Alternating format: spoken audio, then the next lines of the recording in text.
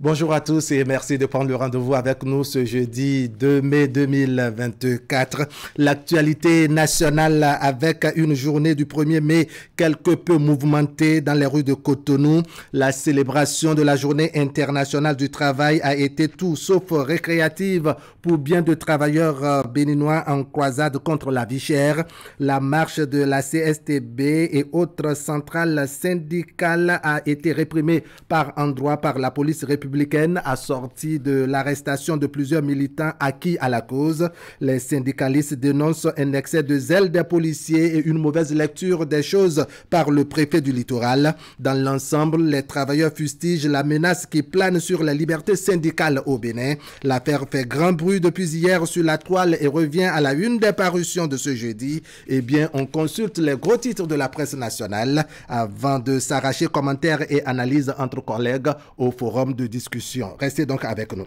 Et puis, cette question de la cherté de la vie est diversement partagée dans l'opinion publique, de même que dans certains creusets de la société. C'est le cas du COGEM, le cadre d'outillage de la jeunesse à l'engagement et au militantisme citoyen. Les membres estiment que les causes de la flambée des prix sont localisées ailleurs et dédouanent systématiquement le gouvernement. Fadegnon Adé Agboayi est le coordonnateur du COGEM citoyen. Vous l'entendrez juste après la page sport d'Ali Moumouni. À suivre également les autres articulations de votre matinale au fur et à mesure que le temps s'égrène. Actu Matin, 2 heures d'info. Nous sommes en direct. Bienvenue. Bonjour à tous.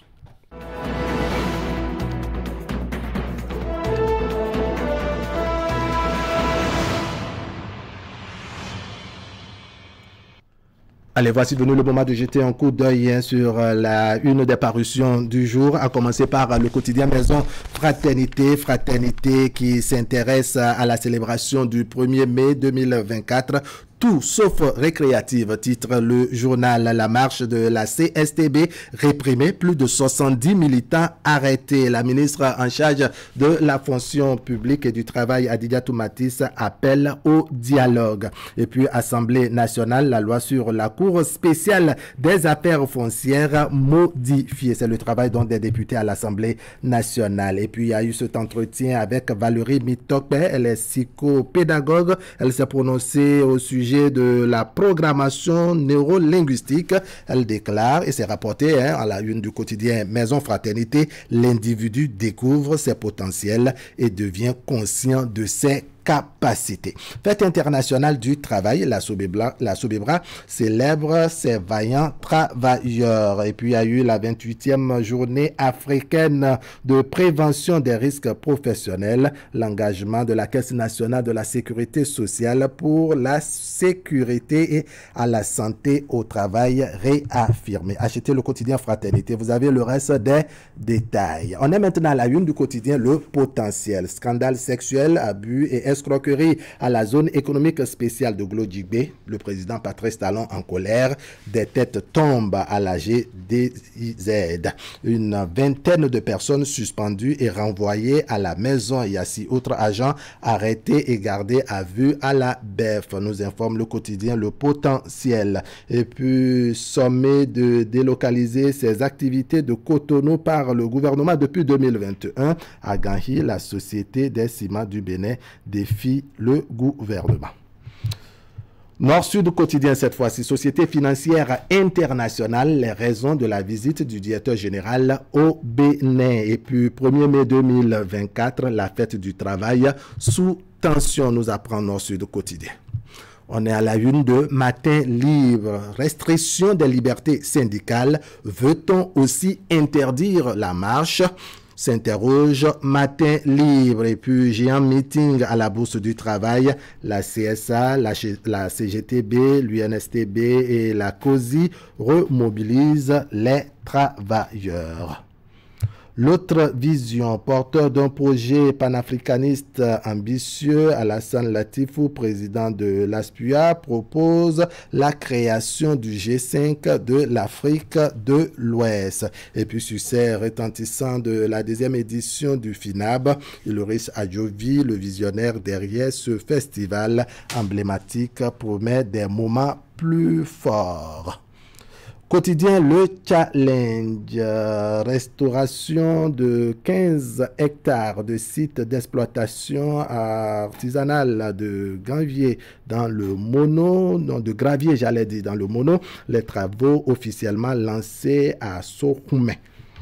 Toujours avec le quotidien Le Challenge, recrudescence des marches de protestation. Faut-il craindre la manipulation de l'opinion? Une grosse interrogation à la une du quotidien Le Challenge. On revient très rapidement à la une du quotidien Maison Fraternité, fête du 1er mai 2024. Sauf tout, sauf récréative. La marche de la CSTB réprimée, plus de 70 militants arrêtés. Et puis la ministre Adidia Toumatis qui appelle au dialogue. Assemblée nationale, la loi sur la Cour spéciale des affaires foncières modifiée. Achetez le journal Fraternité, vous avez le reste des détails.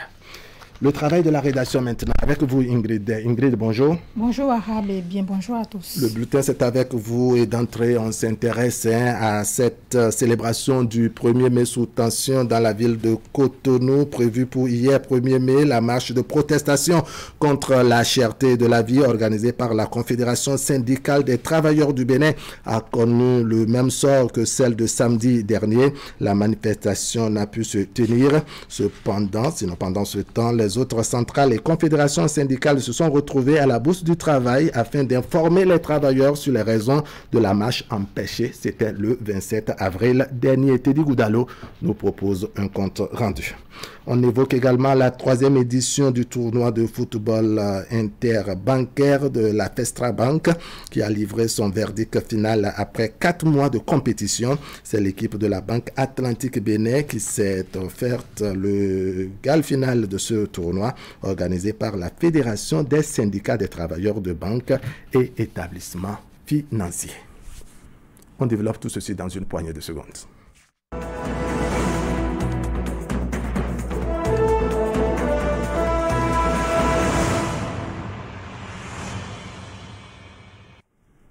On peut dire rebelote, Ingrid, dès la marche de protestation contre la cherté de la vie organisée hier par la Confédération syndicale des travailleurs du Bénin n'a pas été autorisée par les autorités compétentes, s'il faut dire les choses ainsi. En effet, Wahab, la manifestation a été une fois encore dispersée par la police.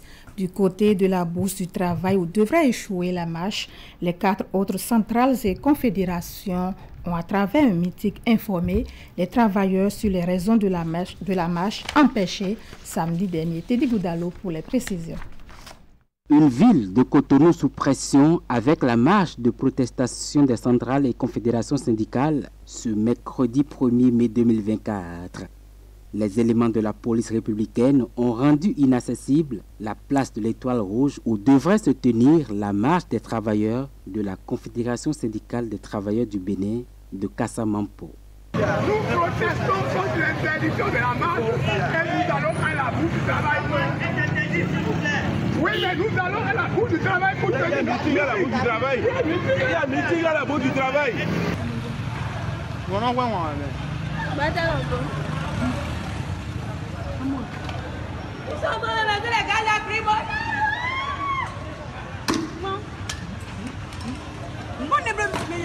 Arrêtez ça, non? Les différentes voies d'accès, tenues comme une forteresse imprenable, ont effacé la circulation urbaine à l'Étoile Rouge et dans les environs. Les travailleurs de la CSTB déployés dans les environs de l'Étoile Rouge par groupe ont délocalisé la marche sur l'as Vodjak-Bégamé pour échouer à la Bourse du Travail. Dans leur élan, ils ont été interceptés par les éléments de la police républicaine.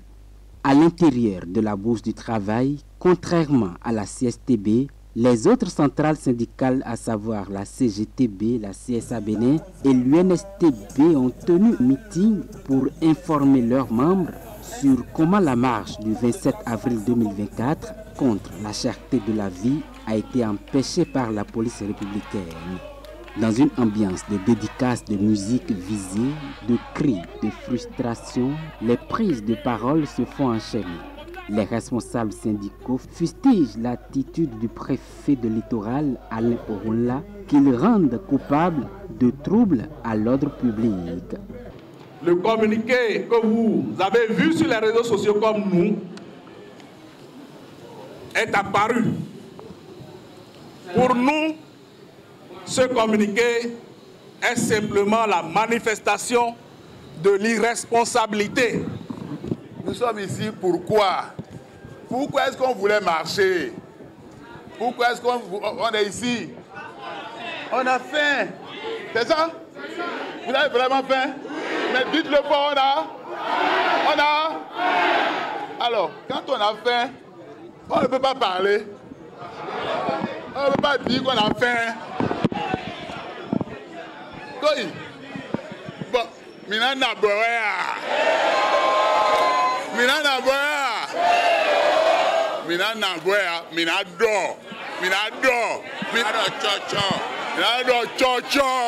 À la fin de ce meeting, les centrales et confédérations syndicales se donnent rendez-vous pour le 11 mai prochain pour une autre marche. Un autre face-à-face tendu entre police républicaine et travailleurs est donc en perspective. Voilà donc qui relance un bras de fer entre gouvernement et syndicats.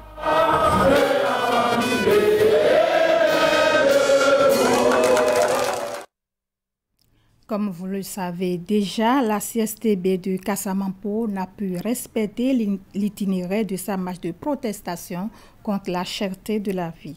Toujours avec Teddy Goudalo, nous allons à présent faire le tour des carrefours stratégiques pour constater l'ambiance qui a prévalu. Suivons. Place Bulgarie, tôt ce mercredi 1er mai 2024. Nous sommes à quelques mètres de la Bourse du Travail où un géant meeting des travailleurs est prévu. Des éléments de la police républicaine y sont positionnés et veillent au grain. De l'autre côté de la place de l'Étoile Rouge, toutes les voies d'accès sont bloquées. La marche annoncée de la Confédération syndicale des travailleurs du Bénin, CSTB de Casamance, qui devrait démarrer d'ici et chuter à la Bourse du Travail, n'a visiblement pu se faire. Ce matin, la CSTB avec ses militants et toutes ses organisations ont marché dans les rues de Cotonou pour commémorer la Journée internationale du travail. Malheureusement, la marche ne s'est pas terminée. Nous avons démarré de Vaudien et arrivé au niveau du marché de Bégamé. On a été intercepté par la police anti-émeute qui a commencé par charger sous l'ordre du DGPR lui-même. Des gens venaient au meeting, mais dès qu'on sent que c'est des délégations qui sont venues de l'OME qu'on sort, les policiers prennent le volant, conduisent cette délégation. On a plus de 4 bus au commissariat central là maintenant, remplis d'au moins 20 personnes. Nous qualifions ça d'interpellation injuste parce qu'ils ne sont responsables à rien. Ils sont dans le véhicule, ils venaient, ils n'ont pas encore commencé la marche. Pourquoi on va les arrêter? On ne comprend pas. Donc ça là, c'est injuste. Pendant ce temps, les usagers sont contraints d'emprunter les voies de contournement pour vaquer à leurs différentes occupations. Du carrefour Marina à Kadjeou en passant par le carrefour Fidjose à Djara, la police républicaine est en alerte. À la descente de l'échangeur de Godomé en direction du collège d'enseignement général de Godomé dans la commune d'Abomey-Calavi, la forte présence des hommes en uniforme se fait également remarquer. Toute chose qui met en mal la démocratie béninoise, selon les syndicalistes. Autre volet de l'actualité en images, remise officielle d'un lot de matériel composé de camions-citernes, d'équipements de protection individuelle et collective, d'effets vestimentaires et de matériel de communication. C'est un don des États-Unis d'Amérique aux forces armées béninoises, un geste qui entre en droite ligne de la lutte concertée contre le terrorisme et l'extrémisme violent.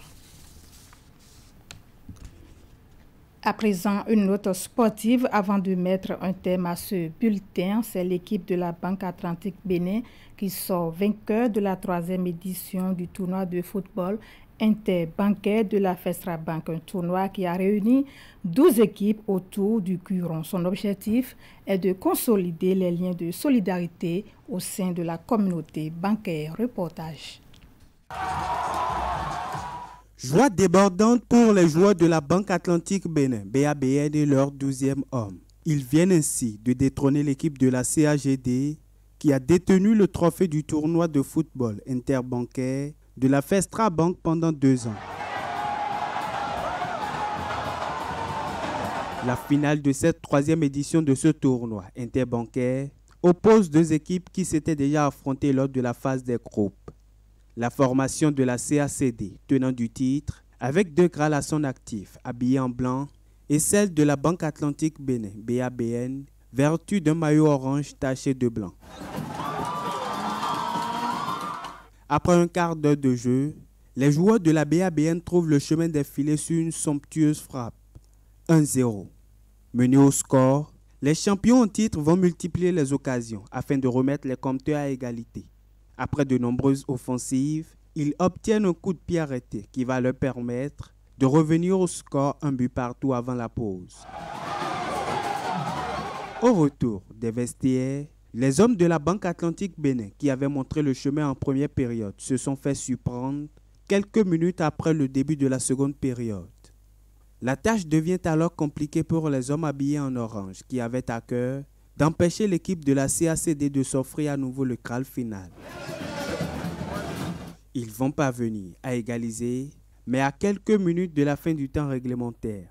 Quant à l'issue de cette finale, elle a été décidée à l'épreuve fatidique des tirs au but.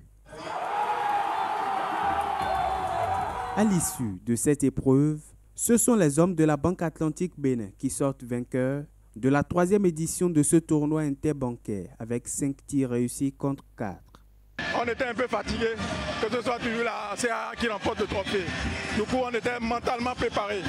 Le trophée a changé de règne, on ne va pas se morfondre. Nous sommes quand même de la corporation, nous allons quand même continuer, puis nous ménager pour revenir plus fort.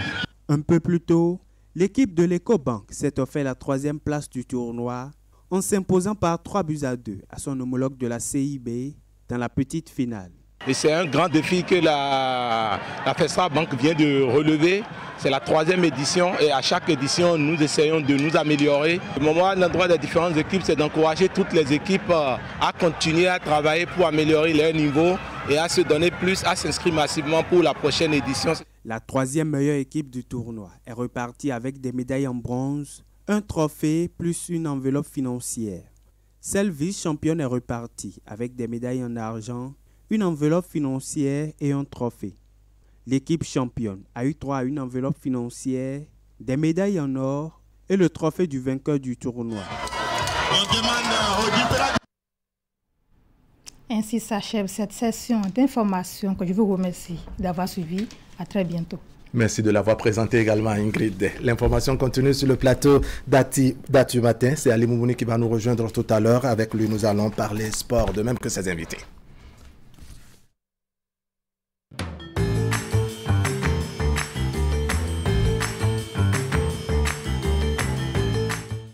Cette année, faites briller maman avec des cadeaux qui lui simplifient la vie au quotidien. Chez nous, trouvez tout ce dont elle a besoin pour sa cuisine et sa maison. Des lave-linges Samsung intelligents pour une lessive sans effort. Des bouilloires pour des matins parfaits. Des robots de cuisine qui lui permettent de préparer des repas délicieux en un clin d'œil. Des réfrigérateurs et congélateurs qui garderont ses aliments au frais et bien plus encore. Et ce n'est pas tout. Profitez de remises exceptionnelles sur une sélection d'électroménagers. Offrez-lui le cadeau qui lui simplifiera la vie et lui montrera à quel point vous l'appréciez.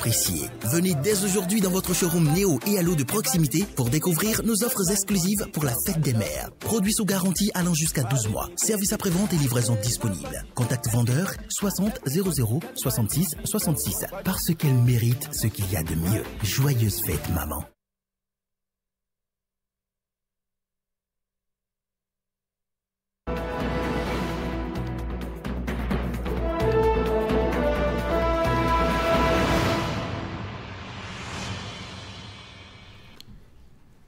Allez, on va se défouler un peu avec Ali Moumouni, c'est la page sport. Ali Moumouni, bonjour. Bonjour Arabe. Allez, l'information, je dirais, de façon ramassée comme ça, avec un rollerball. Oui, pour tous les jeudis, on aura un invité sur le plateau, mais avant, on commence avec le roller sport. On parle donc de la 70e édition du Challenge Cotonou Skating Open qui a eu lieu, c'était le week-end dernier, après le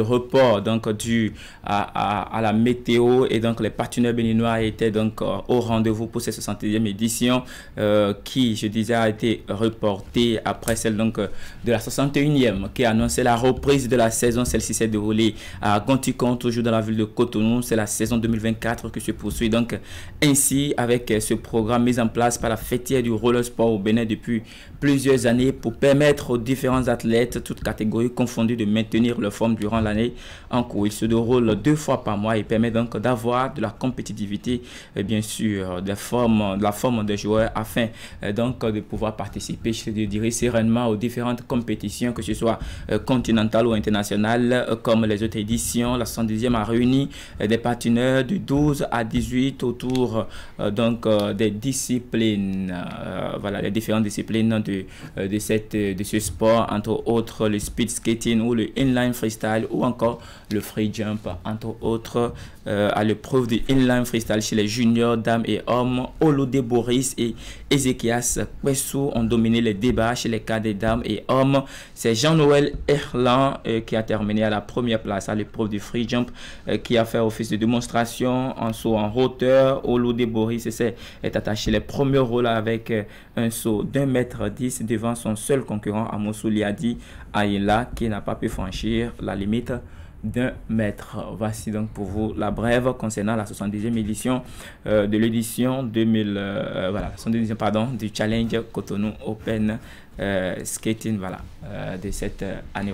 On va revenir à notre invité. D'accord, on revient à notre invité. On s'intéresse à qui? Oui, on a un plateau ce matin pour vous, puisqu'on va parler du jeu de balle au tambourin avec Juan Ramon Martinez. J'espère que j'ai bien prononcé le mot. Oui. D'accord, je ne l'ai pas écorché. Vous êtes expert tambourinais et vous êtes venu tout droit de l'Allemagne pour une formation au Bénin. Alors, bienvenue au Bénin. Comment vous trouvez le Bénin déjà depuis votre arrivée? Bon, très bien. On fait un voyage ici à l'Afrique. On dépasse tous les pays comme ça. Et Bénin, c'est un pays en plein développement, je crois. Vraiment en plein développement. Oui. Et aussi les tambourins. Et quand vous avez, pour le travail que vous êtes en train de faire jusqu'à présent, comment est-ce que vous pouvez apprécier le tambourin, le sport là au Bénin? Comment est-ce que vous appréciez la performance des athlètes? D'abord, il faut dire que la fédération d'ici de tambourins, ça fait un grand travail de partager et de grandir le sport, même à Bénin, mais aussi à tous les pays francophones de ces parties, de l'Afrique de l'Est, de l'Ouest et de la centrale. Ici, je vais les gel avec nous à la championnat du monde l'année dernière. Oui. Et ils sont vraiment bien au niveau des tambourins. Ça a monté vraiment de 0 à 10 à 5 directement au championnat du monde. Ils ont monté, ils ont joué chaque fois mieux. Et maintenant, les tambourins, ça se développe vraiment exponentiel ici à Bénin. Ok, vous êtes au Bénin. C'est quoi en fait le but, l'objectif de votre visite au Bénin? Mon voyage, on fait un voyage avec ma fiancée. Ça, c'est un voyage humanitaire, je dis. Je veux connaître le monde, je veux connaître les cultures du monde. Oui. Je veux connaître aussi, comme ici, les ethnies, les voodoo, les choses des pays. Quand je dépasse un pays, on connaît toutes les choses, les situations économiques, les situations politiques, maintenant les situations sportives avec ces sports. Oui. Et continuer de faire l'Afrique, continuer après de faire l'Asie et retourner à l'Europe avec une vue du monde, une vision du monde différente. Une vision du monde qui me donne une autre image du monde, de tous les pays du monde. Après votre prise de contact avec la Fédération béninoise de jeux de balle au tambourin, quelles sont les activités que vous avez déjà menées jusque-là? En fait, c'est de toujours visiter ce lieu qu'il y avait comme à Casamance, à Sénégal, d'informer, de voir qu'ils font les différentes ethnies de tout le monde, quelle est la situation politique de ces pays. Et alors, les programmes que nous avons maintenant, c'est continuer comme ça. Nous savons maintenant si on va aller à Angola, on va aller du Nigeria, et les pays, parce que c'est un camping-car que nous avons. Et le programme a pris à Tanzanie et on va faire aussi une coopération avec les Béninoises, la fédération béninoise qui va venir là-bas pour partager encore jeu de tambourin, la balle au tambourin à l'Afrique. Ça, c'est une mission qui a pris la fédération béninoise de la fédération internationale partagée ici à l'Afrique. Et il le fait très bien. Et vraiment, je suis très content, très surpris de la bonne structure, le bon fonctionnement qu'ils ont. Ici au Bénin. Bénin. Et puis, vous avez déjà eu à jouer le jeu avec les Béninois déjà? Oui, on a fait plusieurs entraînements à l'université ici, les équipes qu'ils ont. On a fait des équipes des écoles. On a visité 2 écoles samedi. On a visité après, hier on était à Comé. On a fait un entraînement avec les gens de Comé. On va aller au nord, à 350 km au nord. Où est maintenant le président de la fédération, il travaille là, mais il y a des équipes. Et on va jouer là, on va entraîner les équipes. On va faire les équipes, les rendre notre expertise de 20 ans. Maintenant, de 2004 à 2004, je connais le sport de tambourin. Aussi pour les gens qui le connaissent, Philippe Gounod de la France, du sud de la France, est venu à Barcelone et nous a emmené cet sport où je suis originaire, Barcelone. Oui. Et depuis là, a commencé toujours à jouer. On joue tous les tambourins. Ok, qu'est-ce que vous pensez qui peut être fait aujourd'hui, en fait, au Bénin, avec ce que vous avez dit à constater, pour que le Bénin puisse davantage être, je dirais, à un niveau assez appréciable sur le continent et pourquoi pas dans le monde? Bon, ce que je veux ici, c'est un peu peut-être la manque de la salle de bal. L'État un peu fait une partie de se bouger pour les sports et pour faire des salles pour jouer à la balle, pour jouer aussi au volleyball, pour jouer au basketball à l'intérieur. C'est qu'il y a une bonne salle à l'université, une bonne salle à plusieurs lieux sportifs. Ça serait vraiment très valuable pour mener un pas en avant le sport de tambourin et les autres sports de Bénin. Allez, monsieur Juan Ramon Martinez, merci d'avoir accepté notre invitation. Vous avez un mot pour finir avec cet entretien? J'ai dit, le voyage que j'ai fait, c'est un voyage humain. J'aime bien, je le dis aussi aux enfants, je veux un monde, une terre ensemble. Vraiment ensemble entre vous. C'est que nous ne fassons pas plus les erreurs du passé. D'accord. C'est votre première fois au Bénin? C'est la première fois que vous venez au Bénin? C'est la première fois ici. C'est la première fois au Sénégal, à Ghana, où j'avais malaria. J'étais là à l'hôpital. Mais je me rencontre ça ne vous a pas inquiété? Non, je savais que c'est un parasite, ça c'est comme fonction. Et l'en-dehors de mon corps, c'est bien maintenant. J'ai la force peu à peu, j'ai fait un peu de sport, c'est toujours bien, pour avoir la force. Et c'est ça, un voyage humanité, un voyage de me mettre avec des personnes comme vous, comme mes amis de tambourin, comme mes amis de Sénégal maintenant, mes amis de Ghana qu'on a trouvé, qui nous ont aidés en quelques moments.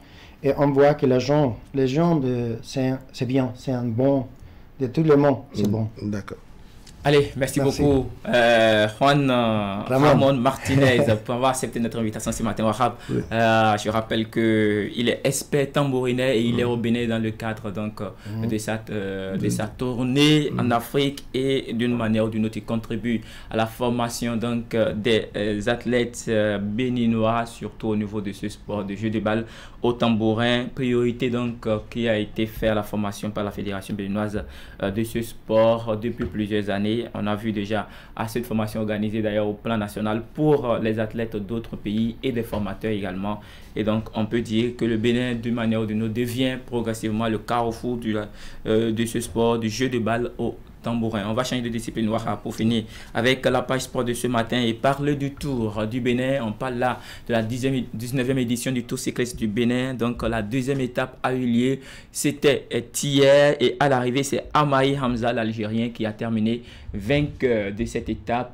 Sur les images, il a réalisé un chrono assez impressionnant sur les 156 km, un chrono de 3 heures sur ce parcours. Mais il faut retenir tout simplement que c'est Yoel Abteab, j'espère que j'ai bien prononcé le nom, qui détient le maillot jaune après donc les deux premières étapes du Tour cycliste du Bénin. La suite ce sera aujourd'hui entre Djidja et Atiémé, 113 km pour donc ce qui concerne la troisième étape de cette 19e édition du Tour cycliste du Bénin. Prenez le rendez-vous demain, on fera le point.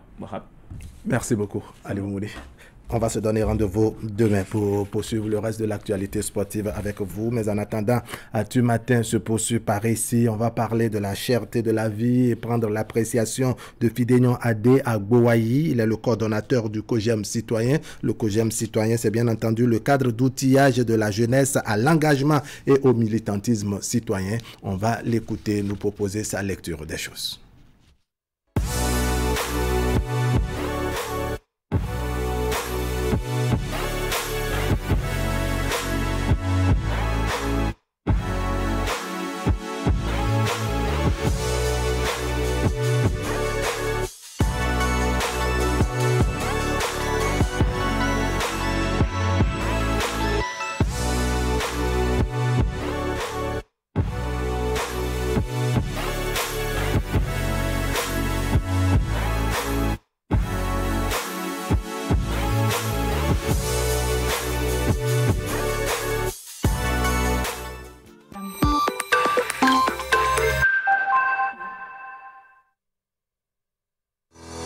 Vous nous avez fait confiance, nous aussi.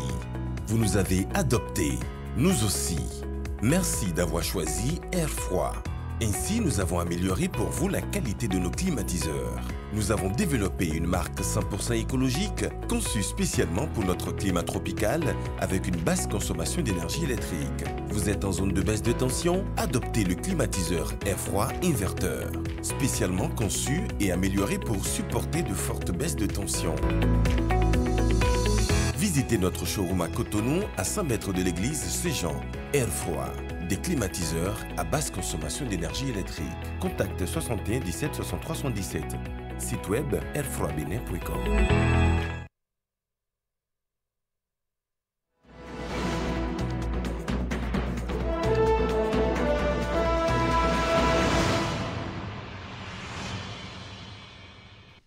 Allez, comme je vous l'ai annoncé, la question de la cherté de la vie concerne aussi bien les travailleurs que d'autres acteurs de la société civile, des acteurs donc de certains creusets de la société. C'est le cas donc du COJEM, le cadre d'outillage de la jeunesse à l'engagement et au militantisme citoyen. Fadénion Adé Agboayi est le coordonnateur de ce creuset. Fadénion Agboayi, bonjour.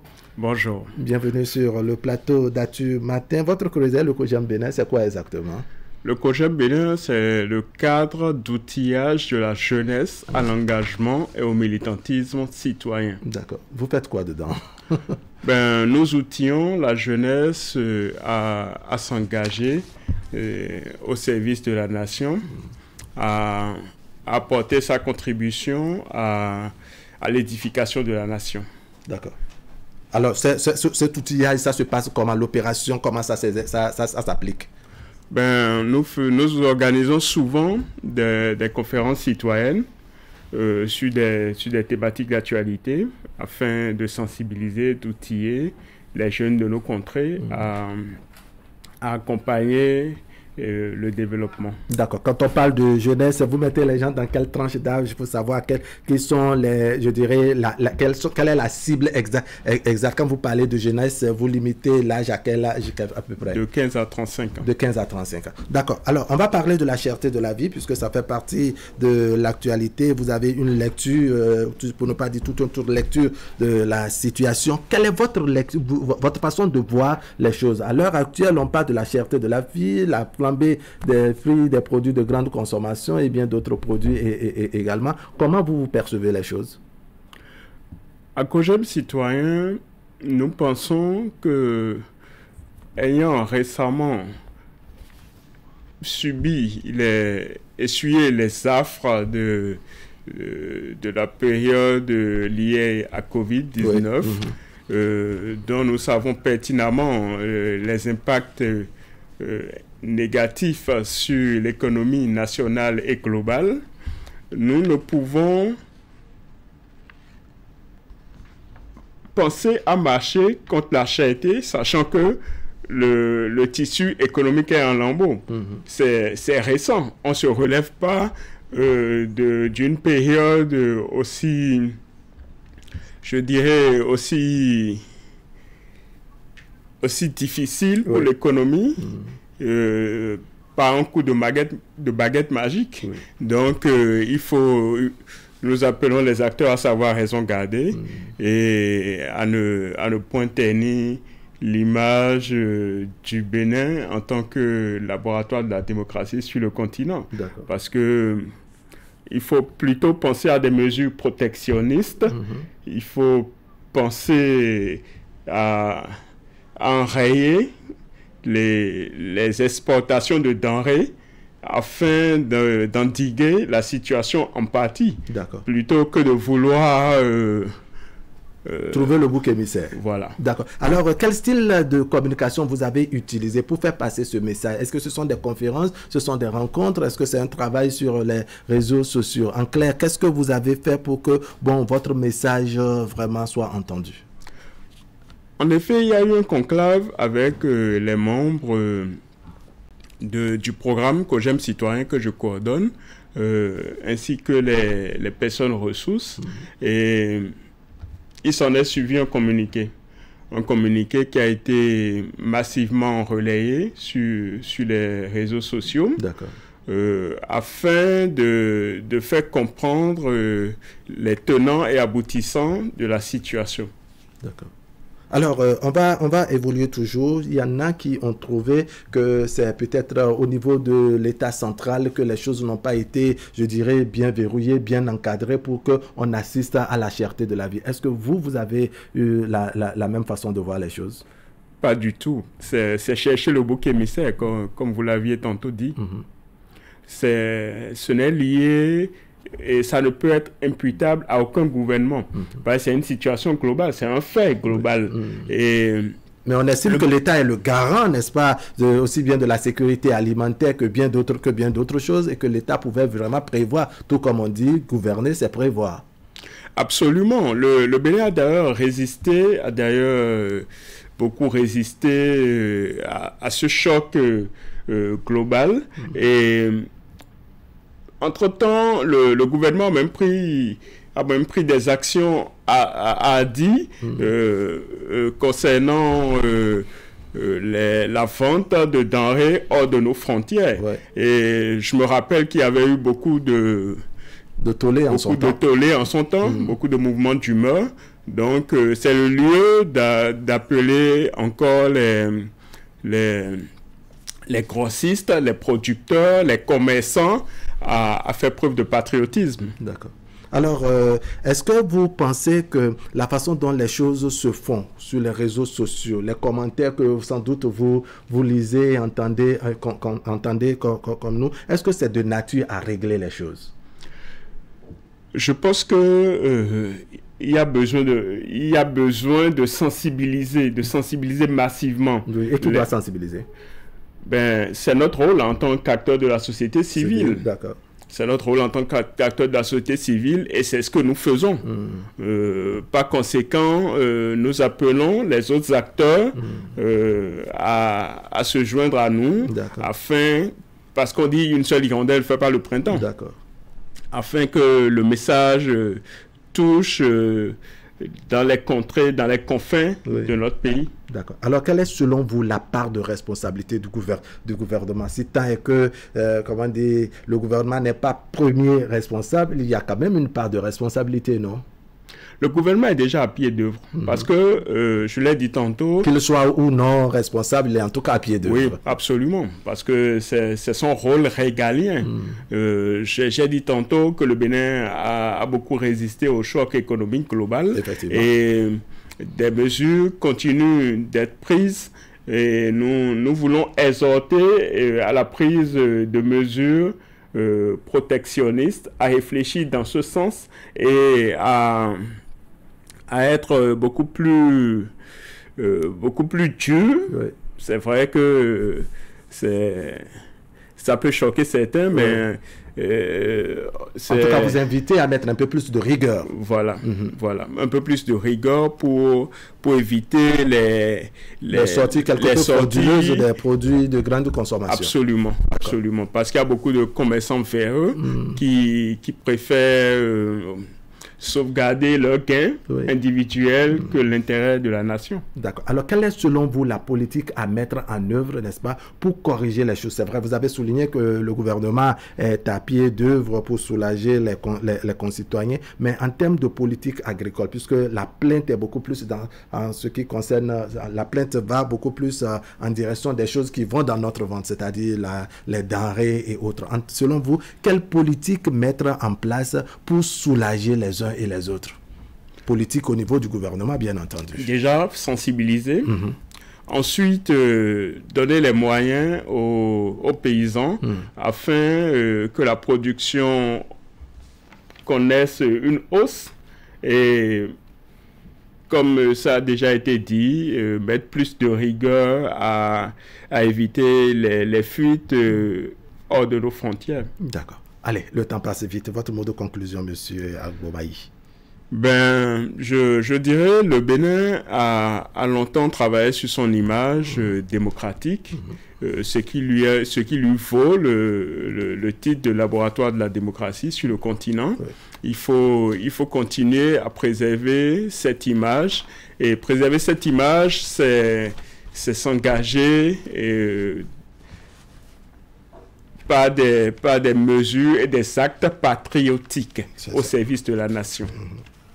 D'accord. Merci beaucoup, monsieur Fadéyon Adé Agbowayi. C'est bien ça. Je vous en prie, Fidéyon. Fidéyon, d'accord. Fidéyon Agbowayi, vous êtes, je le rappelle, le coordonnateur du COJEM citoyen. C'est bien entendu le cadre d'outillage de la jeunesse à l'engagement et au militantisme citoyen. Merci d'être passé sur le plateau d'Actu Matin. Vous restez avec nous quelques secondes, le temps qu'on installe Florence Bossa. Florence Bossa, bonjour. Bonjour, Wahab Alipa. Allez, petite transition, on revient vers vous.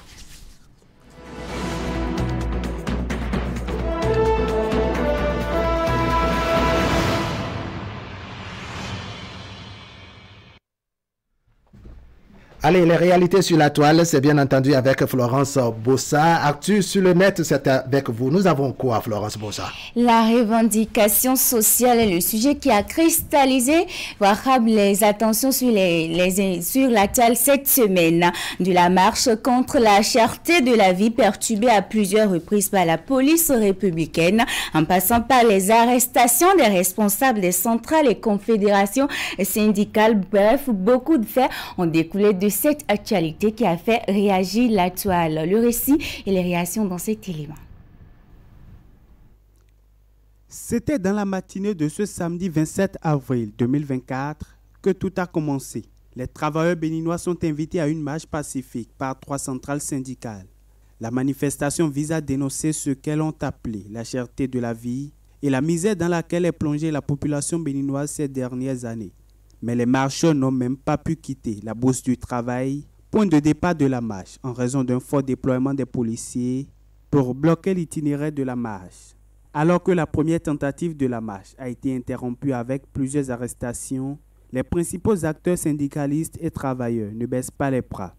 Dans un communiqué toujours au cours de la semaine, les centrales et confédérations syndicales ont annoncé et évoqué les prochaines étapes prévues dans le cadre de la lutte irréversible contre la cherté de la vie au Bénin, en promettant la reprogrammation de la marche. C'est ainsi que ce mercredi 1er mai, fête de travail, une série de manifestations syndicales contre la vie chère est à nouveau déclenchée. Au nombre de ces manifestations, il y a la marche commémorative de la CSTB qui devrait prendre part de la place de l'Étoile Rouge pour échouer à la Bourse du Travail. Mais malheureusement, toutes les voies d'accès de la place de l'Étoile Rouge sont barricadées par la police républicaine. Malgré cette disposition, certains responsables syndicaux et leurs militants ont réussi à entamer la marche à partir d'un autre point de ralliement. Mais non loin de la Bourse du Travail, qui est un point de chute de cette marche, ils ont été dispersés par la police anti-émeute sur ordre du DGPR Soumaïla Yaya.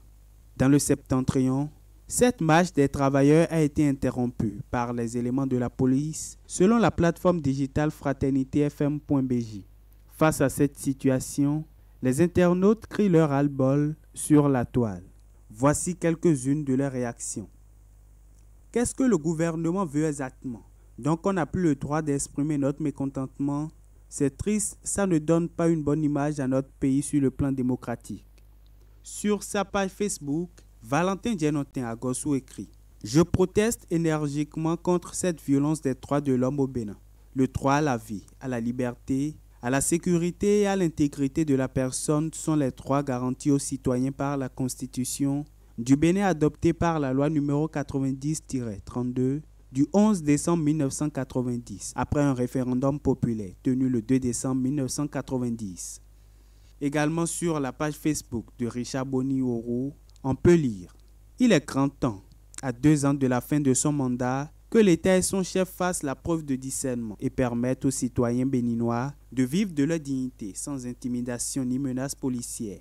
Apprenons de l'erreur sénégalaise et travaillons à préserver la dignité de notre nation. » D'autres citoyens s'interrogent sur la pertinence ainsi que la finalité de cette manifestation de la rue et invitent les syndicalistes à ne plus se laisser manipuler. Marcher d'accord. Quelles sont les raisons de la marche? Si ce n'est que la cherté de la vie, les devanciers de la marche n'ont pas dit toute la vérité. Ils trompent nous les marcheurs ou trompent le peuple. Le Béninois a de sérieux problèmes. Ce n'est pas la marche qui est importante. Et à retenir qu'un mouvement n'est pas une coutume ou une fête. C'est pour revendiquer, et dans un pays comme le nôtre, les autorités ont pris ça comme une coutume qu'ils vont observer de loin. Et dans ce cas, on obtiendra comme résultat zéro changement. S'ils sont sûrs que leurs marches vont baisser les prix des produits sur le marché, alors ils n'ont qu'à marcher. Autre actualité qui a tenu le haut du pavé cette semaine, c'est le braquage dans la nuit du lundi 29 au mardi 30 avril 2024. 2 bus de transport en commun ont été attaqués par des braqueurs à Tuy dans la commune de Oussé, département des Collines. Cette actualité n'a pas laissé indifférents les internautes. Voici quelques-unes de leurs réactions. Vraiment, le Bénin va mal. Quiz des patrouilles de la police républicaine. Ou bien ils sont occupés sur les terrains des casques. C'est le résultat de la vie chère au Bénin.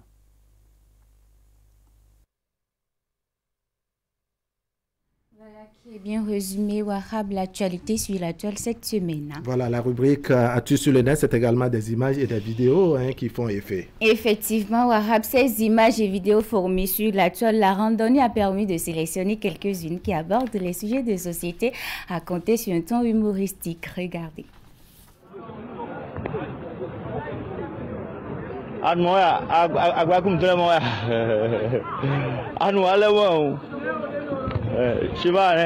Donc, voilà.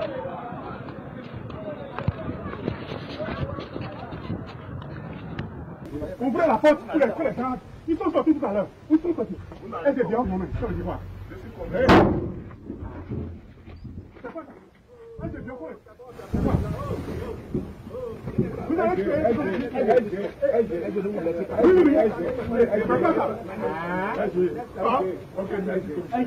merci beaucoup pour le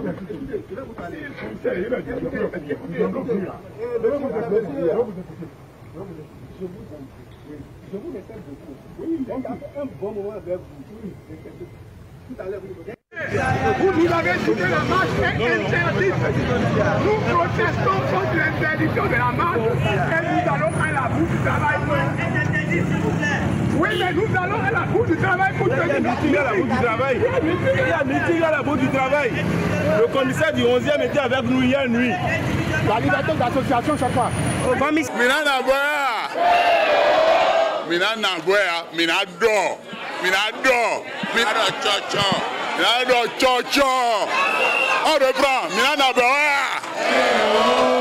Et de Minablo.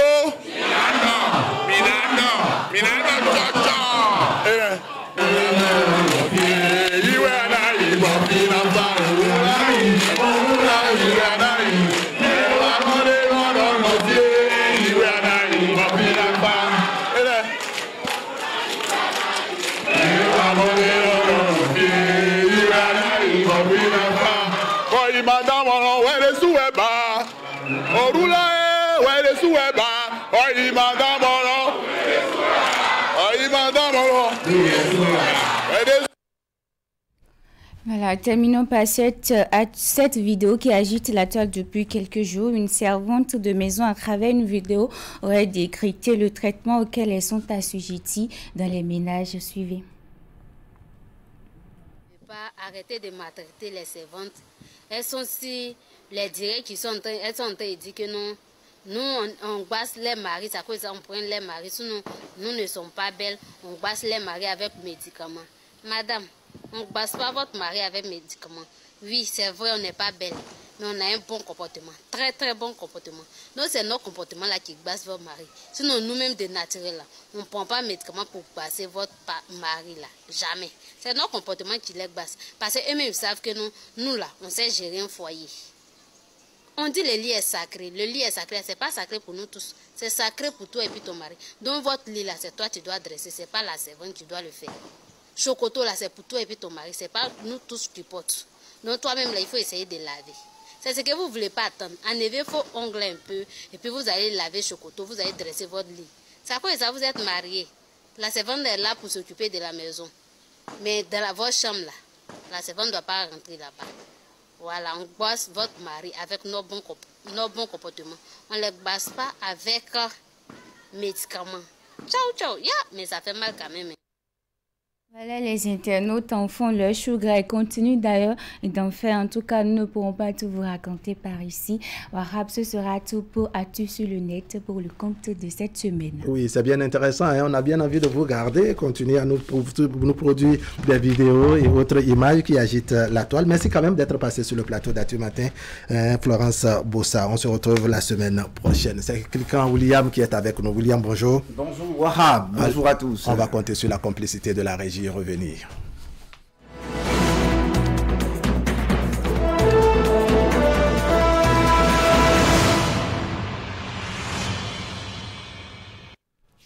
Allez, l'actualité, c'est aussi ces mouvements d'humeur dans les rues de Cotonou samedi dernier. William Cliquant, hier également pour la célébration de la journée internationale de la fête du travail. Les travailleurs avaient un mouvement, pour ne pas dire une marche dans les rues de Cotonou, de même qu'un meeting à la bourse de travail. Tout cela a été d'une manière ou d'une autre empêché, notamment la marche dans les rues de Cotonou. On s'intéresse ce matin dans Instant Droit au régime juridique en vigueur au Bénin relativement à ce genre de manifestation. William Cliquant, vous avez approché les fins connaisseurs du droit public en République du Bénin et puis vous avez concordé un certain nombre de choses pour votre passage de ce jeudi. On entend souvent dire qu'on n'a pas besoin d'autorisation au Bénin pour une marche, mais plutôt d'une déclaration. Est-ce vrai, William Cliquant? Affirmatif, hein, de gauche, j'affirme comme ça. Oui, selon nos recherches au Bénin comme en France et dans plusieurs autres pays, le régime de déclaration ou d'information préalable est celui qui est en vigueur à l'opposé du régime de l'autorisation préalable.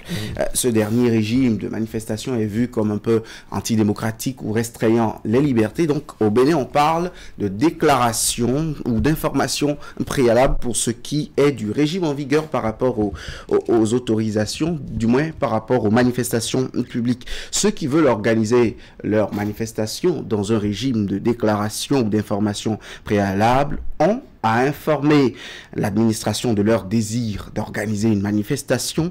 Le silence gardé par l'administration signifie de go que la manifestation peut avoir lieu. D'accord. Alors, l'autorité administrative, c'est elle qui est souvent visée dans ces opérations d'interdiction, notamment les maires et les préfets. À quel moment, William Cliquant, ces manifestations peuvent être interdites lorsque la déclaration est posée, je dirais, sur leur table? Merci pour cet équivoque que vous levez, Wahab, parce que le régime d'information ou de déclaration préalable n'exclut pas une possibilité d'interdiction de la manifestation par l'administration. Il est bien vrai qu'il faut informer l'administration, mais l'administration aussi a les moyens de vérifier si la manifestation peut avoir lieu ou non. Ce n'est pas une autorisation, mais c'est s'assurer du bon déroulement de la manifestation.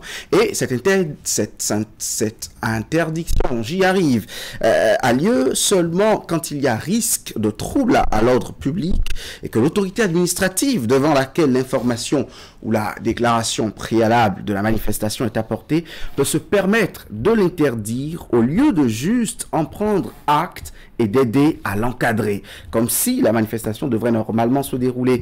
Mais si le risque de trouble à l'ordre public peut justifier une interdiction de manifestation, il ne faut pas que cette cause soit évoquée de façon discrétionnaire et abusive. Donc il y a un juste milieu à observer quand on est autorité. Et d'ailleurs, l'autorité administrative qui évoque cette cause d'interdiction ne peut prouver l'existence réelle de ce risque de trouble à l'ordre public et en même temps l'impossibilité dans laquelle elle se trouve d'encadrer avec les forces de sécurité disponibles la manifestation afin d'éviter ce risque. Alors le juge peut sanctionner cette interdiction abusive. Donc le juste milieu que garde l'autorité, c'est de savoir si elle a les moyens d'encadrer, s'il peut avoir trouble à l'ordre public, et en analysant tout cela sans avis discrétionnaire, sans pour autant être un arbitre, il décide d'aider les manifestants à manifester ou de leur proposer de reporter leur date ou toute autre mesure pouvant aider à exprimer leur opinion, leur protestation. D'accord. Alors, si on consulte l'histoire, William Kilkin, et si on s'en tient également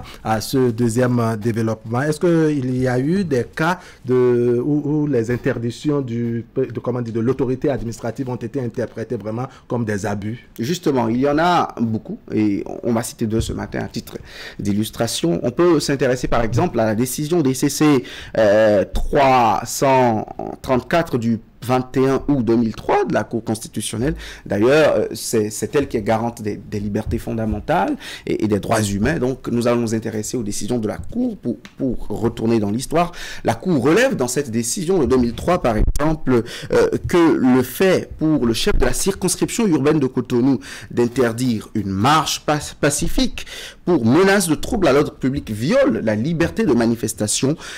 Pour la Cour, la lettre du parti d'opposition informant de cette marche ne relève aucun élément susceptible de faire craindre des troubles, des raisons, et ainsi les raisons évoquées par l'autorité administrative à l'appui d'une telle décision sont sans rapport avec l'exception d'ordre public et l'effectif d'agents de forces de sécurité disponibles. On peut prendre un autre exemple, c'est la décision DCC 21-223 du 9 septembre 2021, c'est une décision un peu plus récente. Oui.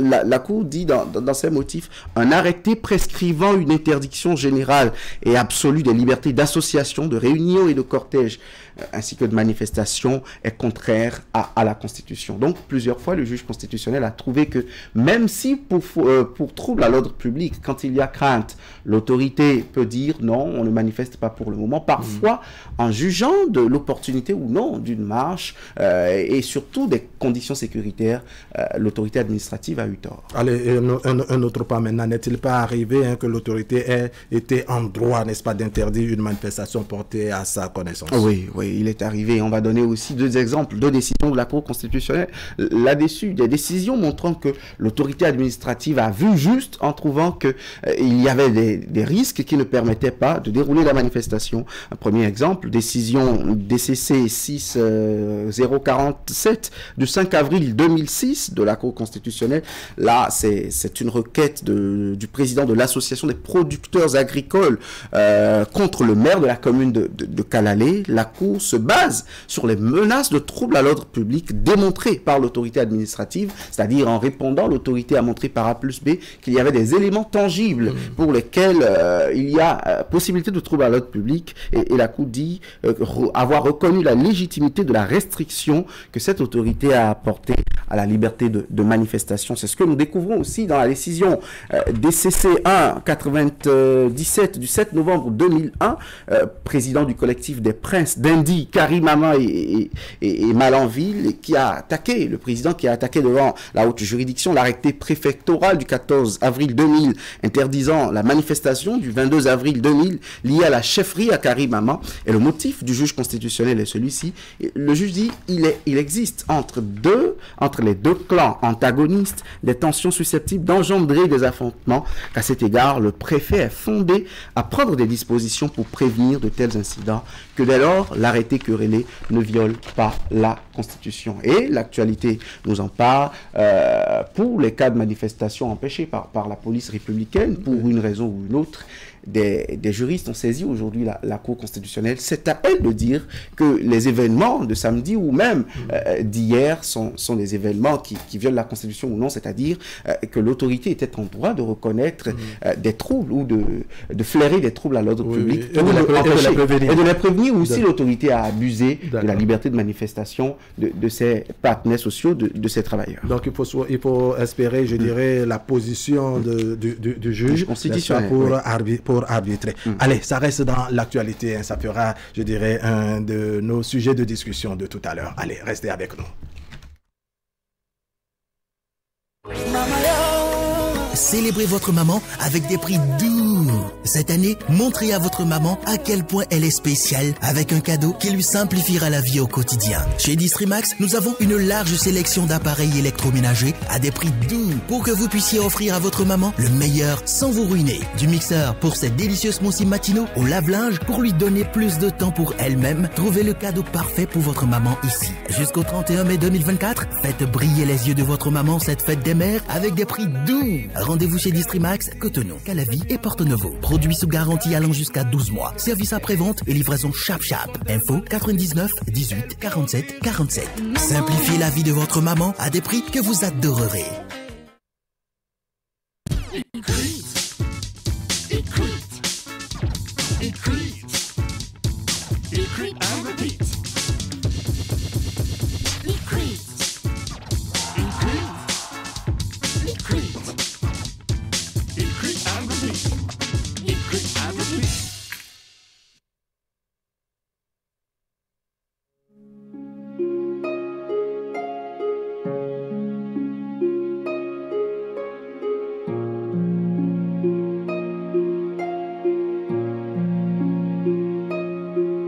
Vous avez le choix.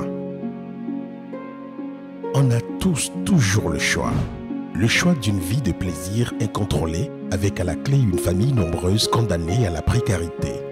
Ou le choix de construire un foyer heureux et équilibré avec le nombre d'enfants dont vous êtes en mesure de vous occuper convenablement. C'est ce deuxième choix que vous propose l'AFIA. L'AFIA, c'est une gamme complète et efficace de solutions pour planifier les naissances et mieux assurer l'épanouissement et l'avenir de votre famille. L'AFIA, le bonheur de votre famille.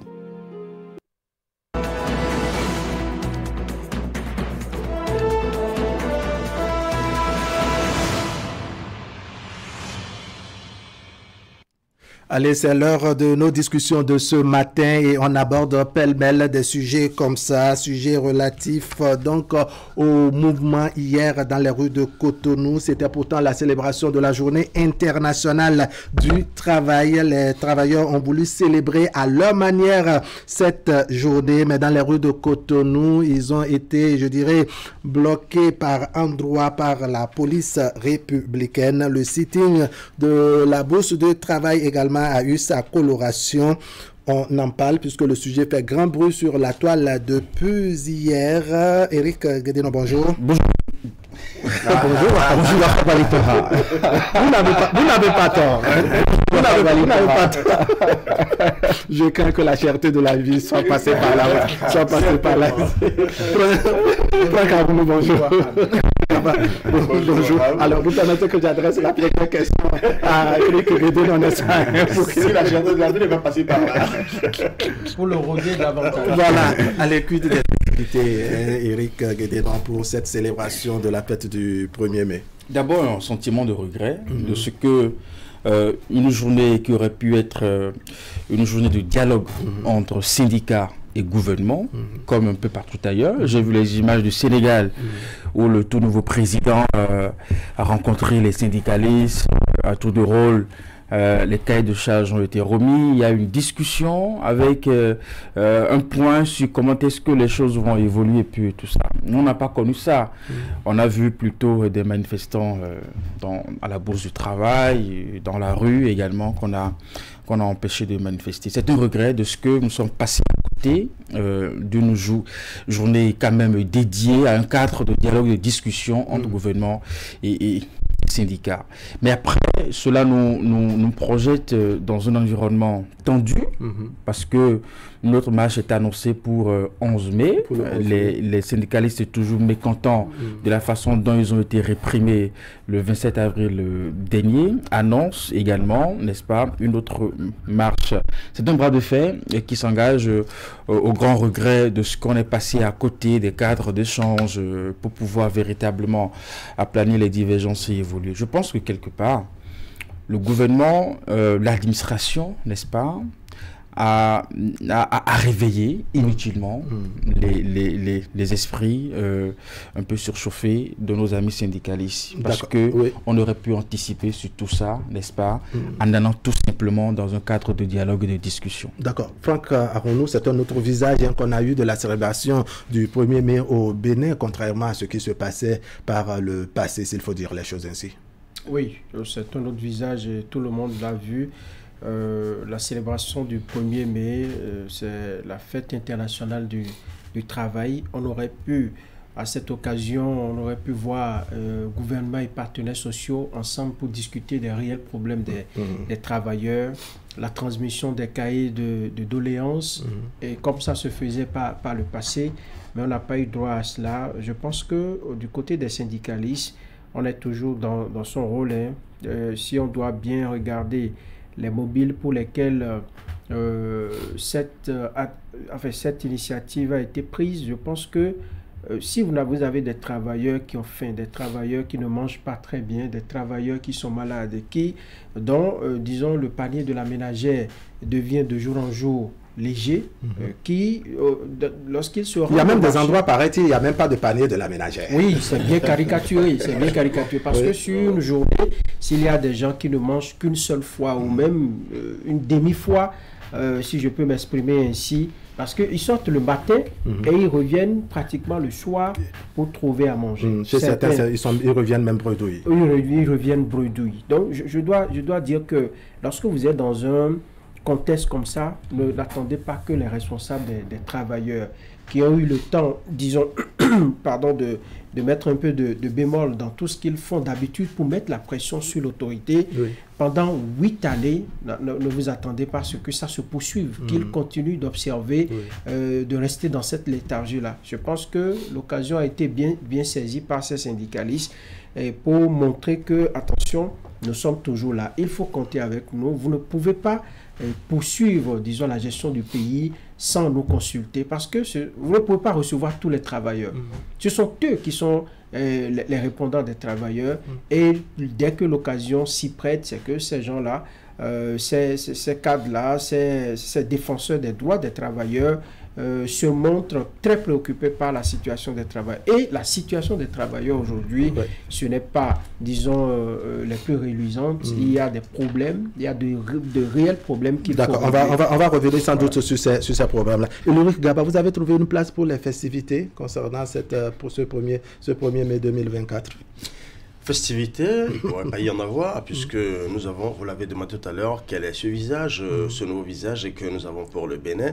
C'est un visage nouveau, il faut le préciser. C'est un visage triste, il faut le préciser. Et c'est un visage nauséeux pour l'image que nous donnons à la communauté internationale. Nauséeux en ce sens que on sent une forme de mépris vis-à-vis des travailleurs. Parce que William l'a dit tout à l'heure, bien avant que nous ne démarrions le forum, le cadre juridique, quand on le regarde, quand on le consulte et quand on l'examine, le décortique, on constate que l'administration a failli. L'administration a failli en ce sens que, quand vous regardez les procédures qui ont été faites, et aujourd'hui, quand on voit le contingent policier qu'on débloque sur la route, dans les différentes rues et les différents carrefours de la ville de Cotonou, juste pour empêcher des travailleurs de dire « nous avons fait ». Je pense que on peut faire autrement les choses. D'ailleurs, quand on veut interdire une marche, il y a une procédure pour le faire. On peut dire simplement, écoutez, on constate que la situation ne s'y prête pas. Le cadre ne s'y prête pas. Aujourd'hui, quelle festivité voulez-vous avoir, puisque J'ai entendu la ministre du Travail et de la Fonction publique, dans son message délivré à l'endroit des partenaires sociaux, rappeler tout ce qui a été fait pour pouvoir améliorer les conditions de vie des travailleurs. Mais n'oublions pas, quand on parle des conditions de vie des travailleurs qui ont été améliorées, attendez, n'oublions pas que quand on parle de l'amélioration des conditions de vie des travailleurs, le Bénin n'est pas que public, s'il vous plaît. Dans la plupart des cas, de ce qui a été fait, c'est l'administration publique. Et quand on prend l'administration publique comparée à l'administration privée, vous ne me parlez pas. Mais la ministre a rappelé également dans ce même message, ce qui doit être la responsabilité du patronat, surtout les gens du privé. Elle a aussi rappelé que le dialogue doit être la chose la mieux partagée pour pouvoir permettre d'améliorer les choses. Maintenant, où est ce dialogue? Mais malheureusement, il n'y a pas eu de dialogue.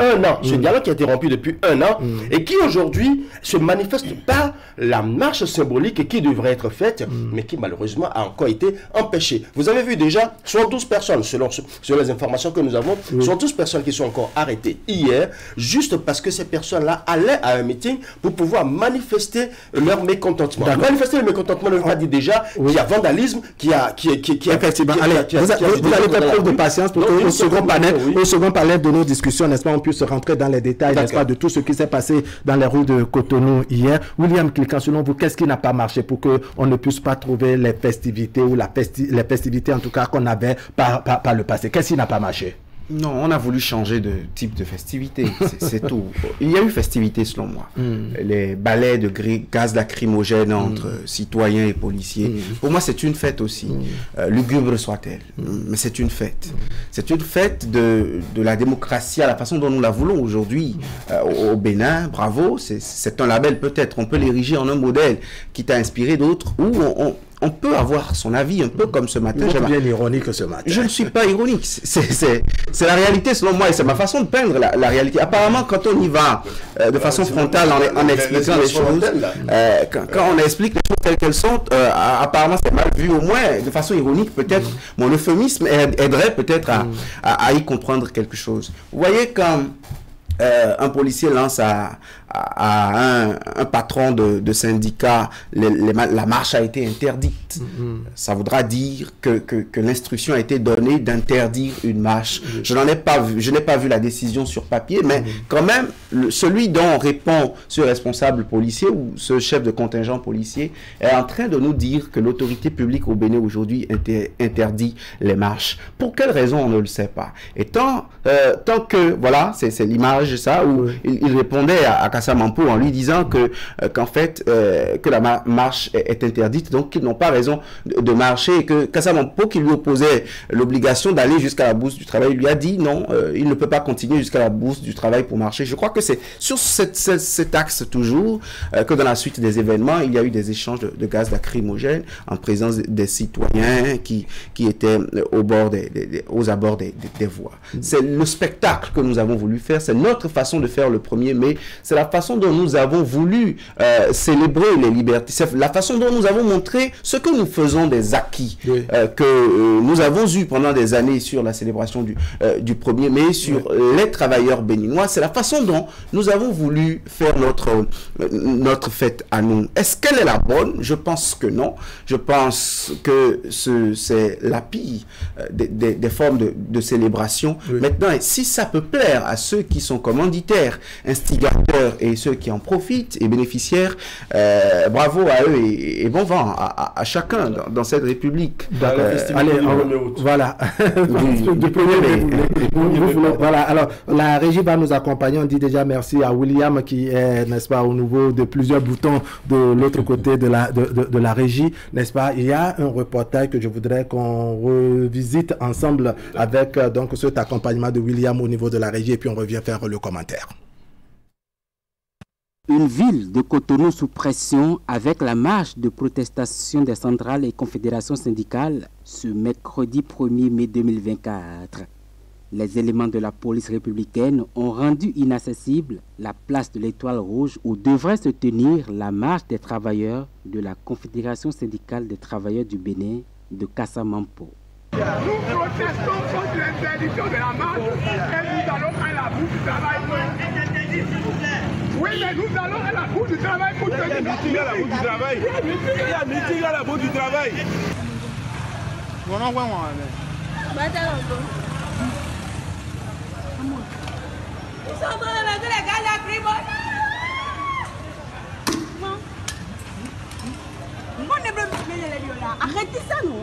Les différentes voies d'accès, tenues comme une forteresse imprenable, ont effacé la circulation urbaine à l'Étoile Rouge et dans les environs.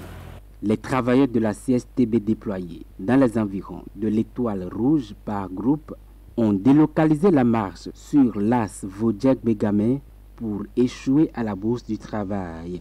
Dans leur élan, ils ont été interceptés par les éléments de la police républicaine.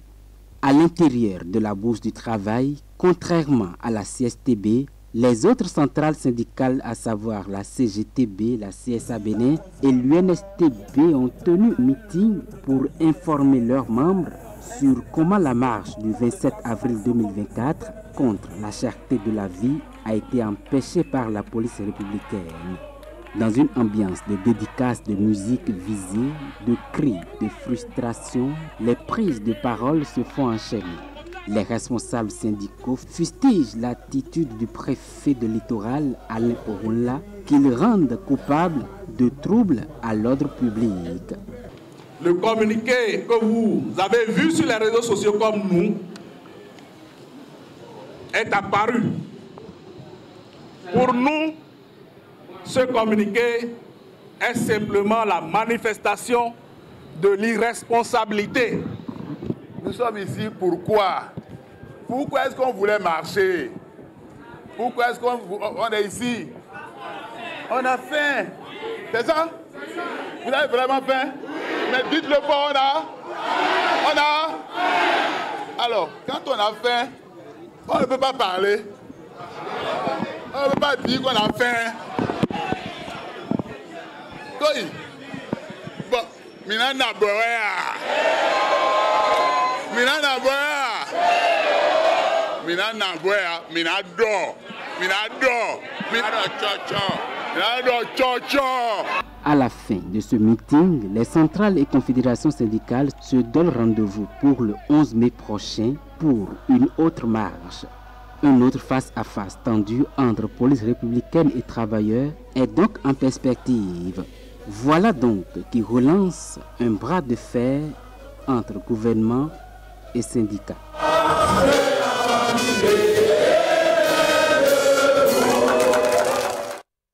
Allez, reportage signé Teddy Goudalo qui nous plonge, n'est-ce pas, dans le second panel de nos discussions de ce matin. On veut s'interroger, est-ce que vous ne pensez pas, Franca Arounou, n'est-ce pas, que les libertés syndicales sont à l'épreuve, sont à rude épreuve en ce moment où on sent que les marches sont, je dirais, réprimées dans les rues de Cotonou le 27 avril dernier. C'était la même chose que hier, 1er mai. Oui. Vous avez tout dit, et à la lumière de la développement rubrique de William, je pense que les libertés de manifestation, les libertés syndicales, tout ce que vous voulez, ces libertés sont vraiment à rude épreuve et c'est pas bien lorsque nous retrouvons au 21e siècle et dans un pays où nous avons vraiment lutté, où des gens ont donné même de leur vie pour garantir ces libertés-là et où certaines autorités sont même passées par là où la lutte a permis de garantir, disons, l'alternance au pouvoir, de garantir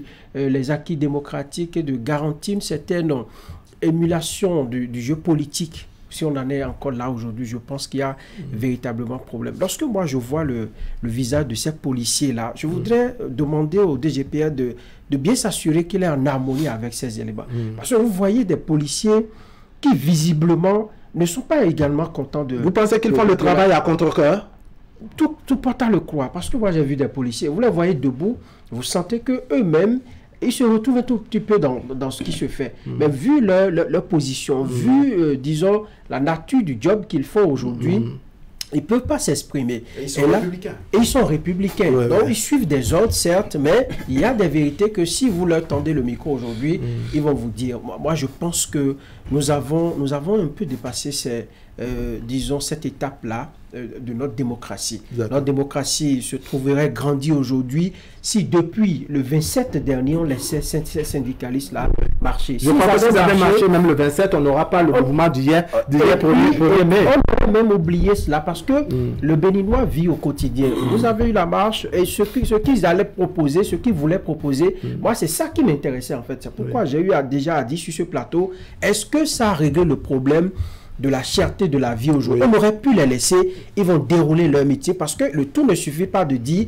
talons bandits, talons ci, talons ça, nous devons parler, nous devons si. Qu'est-ce que vous proposez concrètement? On n'a pas donné le temps à ces syndicalistes-là de nous dire des propositions ou même de dérouler. On aurait pu même les laisser, on les prendrait même au mot pour dire, mais après tout ce show que vous avez fait, qu'est-ce que vous nous proposez? Faites-moi des propositions. Ils peuvent même être reçus au palais de la Marina. Talon leur dit, mais voilà, vous êtes des citoyens de la République, je suis en difficulté, vous dites que la vie est chère, dites-moi ce que je vais faire.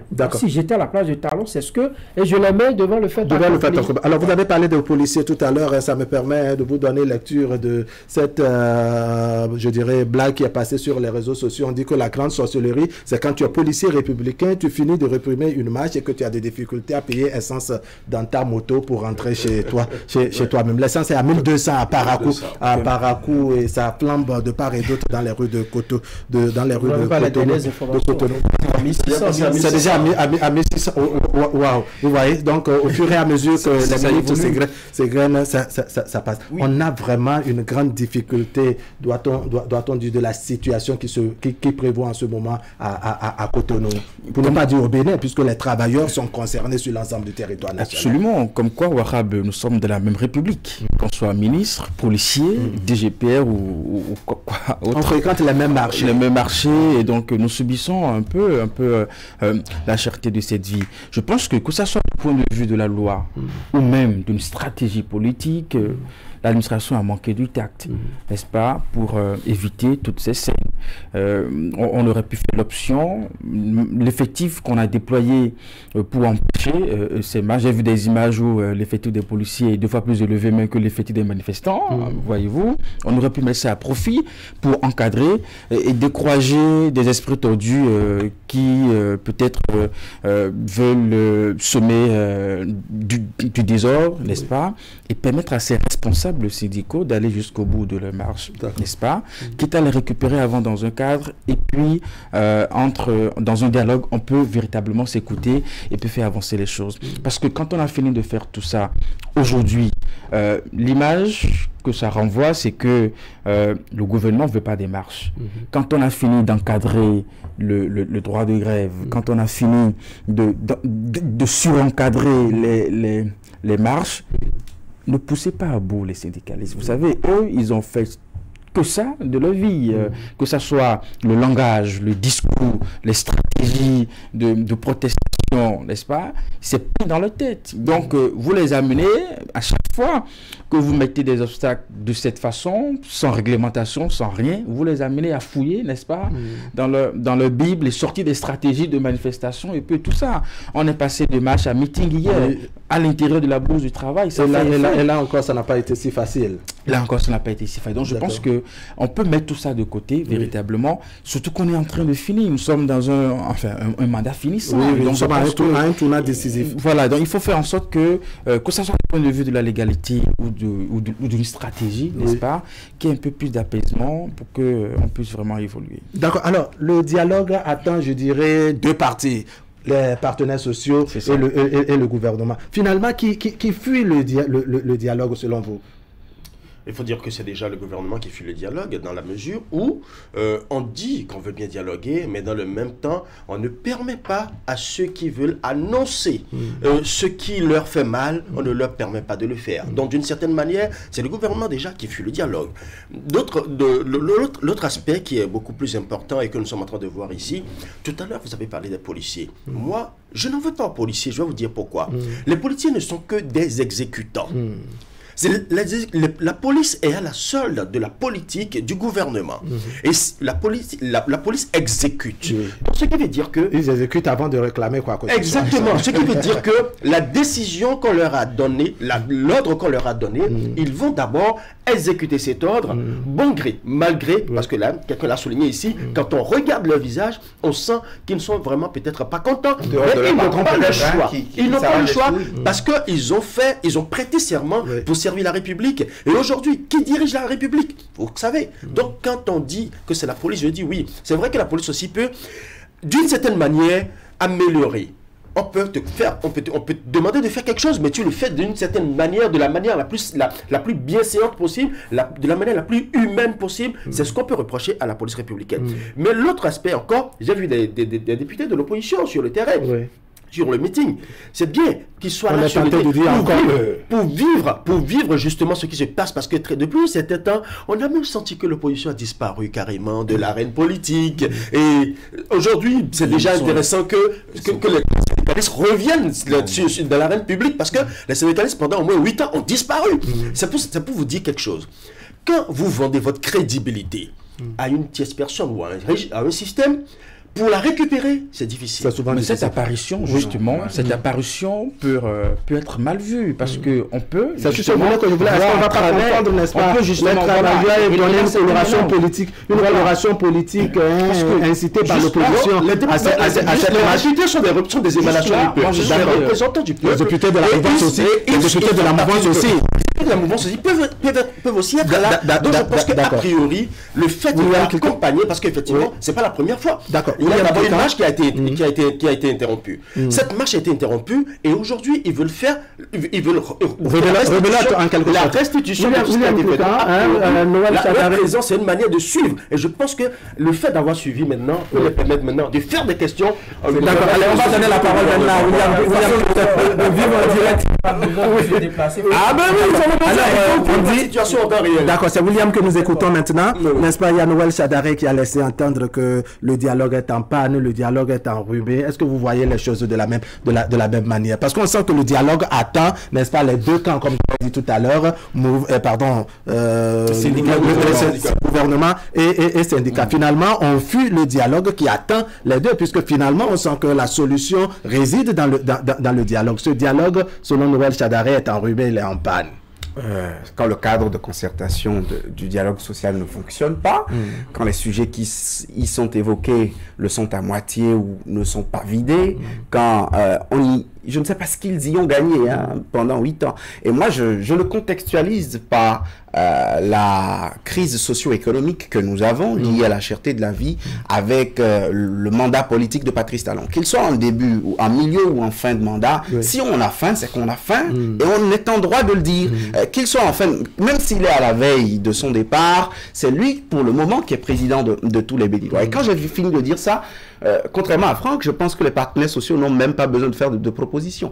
Il y a des cadres qui sont payés sur nos impôts, qui sont logés non pas avec des problèmes de maïs à 400 comme nous, ou n'ont pas payé le carburant comme les Paraquois à 1600, et qui, eux, sous coupole de l'administration publique coiffée par Patrice Talon et son gouvernement, ces cadres, eux, sont dans le quotidien, que ce soit par rapport au maïs, des agronomes ou dans d'autres domaines, pour nous trouver les solutions à implémenter par la politique gouvernementale. Les partenaires sociaux, quand ils ont faim, ils disent qu'ils ont faim et ils n'ont pas outre mesure d'explication.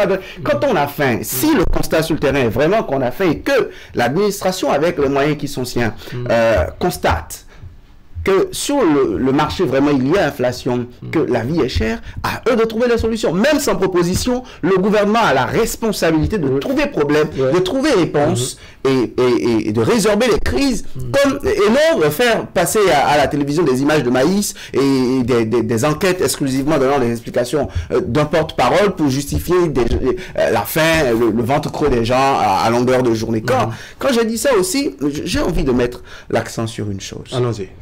Vous savez, cela montre que le gouvernement est dans l'incapacité de trouver une solution à la cherté de la vie et donc n'a que seul moyen la répression des manifestations. C'est-à-dire quoi? Si on laisse les gens manifester, on n'a visiblement pas et apparemment pas les moyens de trouver une solution aux problèmes qu'ils sont en train d'évoquer. Sinon, pourquoi on les empêche de parler?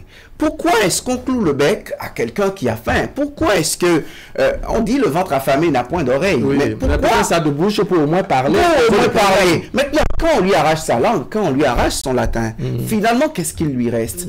Il y a que, en fait, il ne faut pas pousser le peuple à bout, parce que moi je vois à travers les revendications actuelles des partenaires sociaux une frustration généralisée. D'accord. Alors Eric Guédéon, je reviens vers vous. Qu'est-ce qui peut justifier, n'est-ce pas, je dirais, ce qui s'est passé dans les rues de Cotonou, le fait qu'on réprime les masses? Qu'est-ce qui peut justifier cela, selon vous? Oui, d'abord, on a le sentiment que ces mouvements, le gouvernement n'en veut pas. Parce que quand on... Vous sentez le gouvernement allergique aux marches désormais? Parce que de l'autre côté, on ne voit pas d'argument, n'est-ce pas, qui peut amener l'administration à militariser les rues, n'est-ce pas, pour une raison de marche. Quand on fouille, que ce soit dans les tests ou dans les différentes procédures, on se rend compte que du côté des syndicalistes, on a tout respecté. Et donc, là, on se pose des problèmes. Donc, on a tout respecté en termes de procédure. Donc, on peut soupçonner le gouvernement ne pas vouloir vraiment de ces mouvements dans les rues. Après, quand on voit du côté des syndicalistes, et pour là-dessus, moi la dernière fois je le disais, même si la raison qui est évoquée, on parle de cherté de la vie, on peut aller chercher les raisons ailleurs, mais pas dans les rues en marchant. Quand moi j'ai vu des vidéos que ce soit à Malanville, dans d'autres localités, on a vu la quantité de sacs de maïs qu'on est en train d'exporter vers d'autres... Qui traversent le territoire, pour devoir contourner vers le territoire, mais c'est normal que ça puisse créer un vide. C'est aussi simple que ça. Donc vous avez aujourd'hui des producteurs, parce que quand on finit une campagne agricole qui donne 1 800 000 tonnes, n'est-ce pas, de maïs, cette campagne n'est pas jugée de mauvaise. On dira qu'on a fait une bonne récolte. Donc on fait une bonne récolte et au même moment, on a des problèmes à l'intérieur, ce qui veut dire qu'on n'a pas su contrôler, n'est-ce pas, la quantité qui est produite au profit des nationaux, de ceux qui sont sur le territoire. Voilà. Aujourd'hui, les producteurs ont développé des stratégies de vendre le produit au plus offrant. Au plus offrant. Donc eux, ils se font du bénéfice. D'accord. Alors, Franck Arounou, est-ce que vous sentez le régime quelque peu allergique désormais au marché? Sinon, qu'est-ce qui peut justifier ce que nous avons vécu hier 1er mai à Cotonou? Je l'avais déjà dit, en Afrique, les manifestations de rue, les régimes en sont allergiques. Et je vous ai dit que d'ici peu, vous allez voir, même au Sénégal, qui a permis, disons, à Diomaye Faye de venir au pouvoir par la rue, par les manifestations que nous avons observées. Ne soyez pas surpris que demain qui arrive là, vous les avez vus causer avec Diomaye Faye aujourd'hui, Sonko et tout le monde est heureux. Ce n'est que la première rencontre, parce que c'est normal, il vient d'arriver au pouvoir. Tout de suite, ne soyez pas surpris que demain qu'on nous dise ils veulent marcher, il y a des risques de troubles à l'ordre public et donc on ne peut pas accepter que des gens descendent dans la rue si ils arrivaient à trébucher. Alors, lorsque moi je dis que les syndicalistes devraient faire des propositions. Écoutez, c'est vrai, Patrice Talon est au pouvoir, le gouvernement dirige tout, le gouvernement prend les décisions, mais ce sont également des citoyens. Si vous avez des propositions qui puissent faire avancer la chose, parce que la finalité c'est quoi? C'est de faire en sorte que nous n'ayons plus faim. On a dit qu'on a faim, on en parle, on en parle, on en parle. Qu'est-ce qu'il faut faire pour que nous n'ayons plus faim? La bourse du travail, c'est une entité sérieuse. Ils peuvent même commettre des gens qui puissent leur dire, dans telle situation, nous avons des universitaires, nous avons des hauts cadres qui font des études dans ce sens-là, des économistes de très bonne facture, vous les commettez, ils vous disent, dans telle situation, voilà ce que nous pouvons faire. Ce serait pas superflu que ces syndicalistes-là présentent des propositions. Et pour faire des propositions, il faut que les deux parties puissent s'écouter. Ce qui malheureusement n'est pas le cas. Vous pouvez faire dans votre cahier de doléances tout ce que vous voulez. Envoyer, et ce serait un argument également pour eux. Nous avons fait des propositions, nous avons dénoncé, et à côté nous avons fait des propositions. Malheureusement, nous n'avons pas le cadre pour ça. Et lorsqu'on a fini de dire tout ça, moi je pense que les leçons doivent être déjà tirées. Parce que déjà le 11 mai prochain, dans quelques jours, les syndicalistes annoncent d'autres couleurs. Et est-ce que nous avons véritablement besoin de cela? Lorsqu'à Paracourt, mes chers étudiants sont contraints de s'acheter le litre d'essence à 1800 ou 1600 aujourd'hui, il y a un problème, ils pourront pas aller au cours. Et ce sont des cas de demain. Lorsque les émigrants prennent le litre d'essence à 1800, il va taxer. Imaginez toute la chaîne est impactée négativement et davantage la grogne va s'amplifier. Moi, je propose que le chef de l'État instruit ses ministres pour qu'on rencontre les syndicalistes pour discuter. Parce que les marches, c'est vrai, ça va essayer de tirer la sonnette d'alarme, ça va essayer de mettre la lumière sur les problèmes des travailleurs, mais la solution ne viendra pas tout de suite. La solution réside dans le dialogue et ce n'est que par le dialogue que nous pouvons régler nos D'accord, on fait un pas en arrière maintenant pour aborder, je dirais, les causes de ces mouvements. On dit qu'on a faim, Est-ce que la situation est vraiment réelle sur le terrain?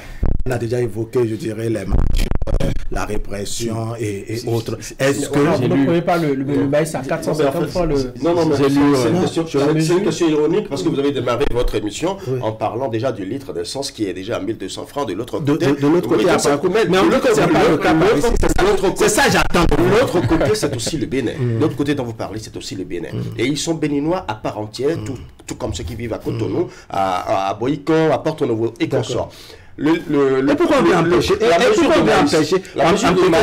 ceux qui vivent cela, n'est-ce pas de le dire? Non, en fait, le problème, je l'ai dit il y a quelques jours sur ce plateau, j'ai dit, la marche en elle-même est une symbolique. Une symbolique pour dire... Peut-être un canal d'expression également. Exactement.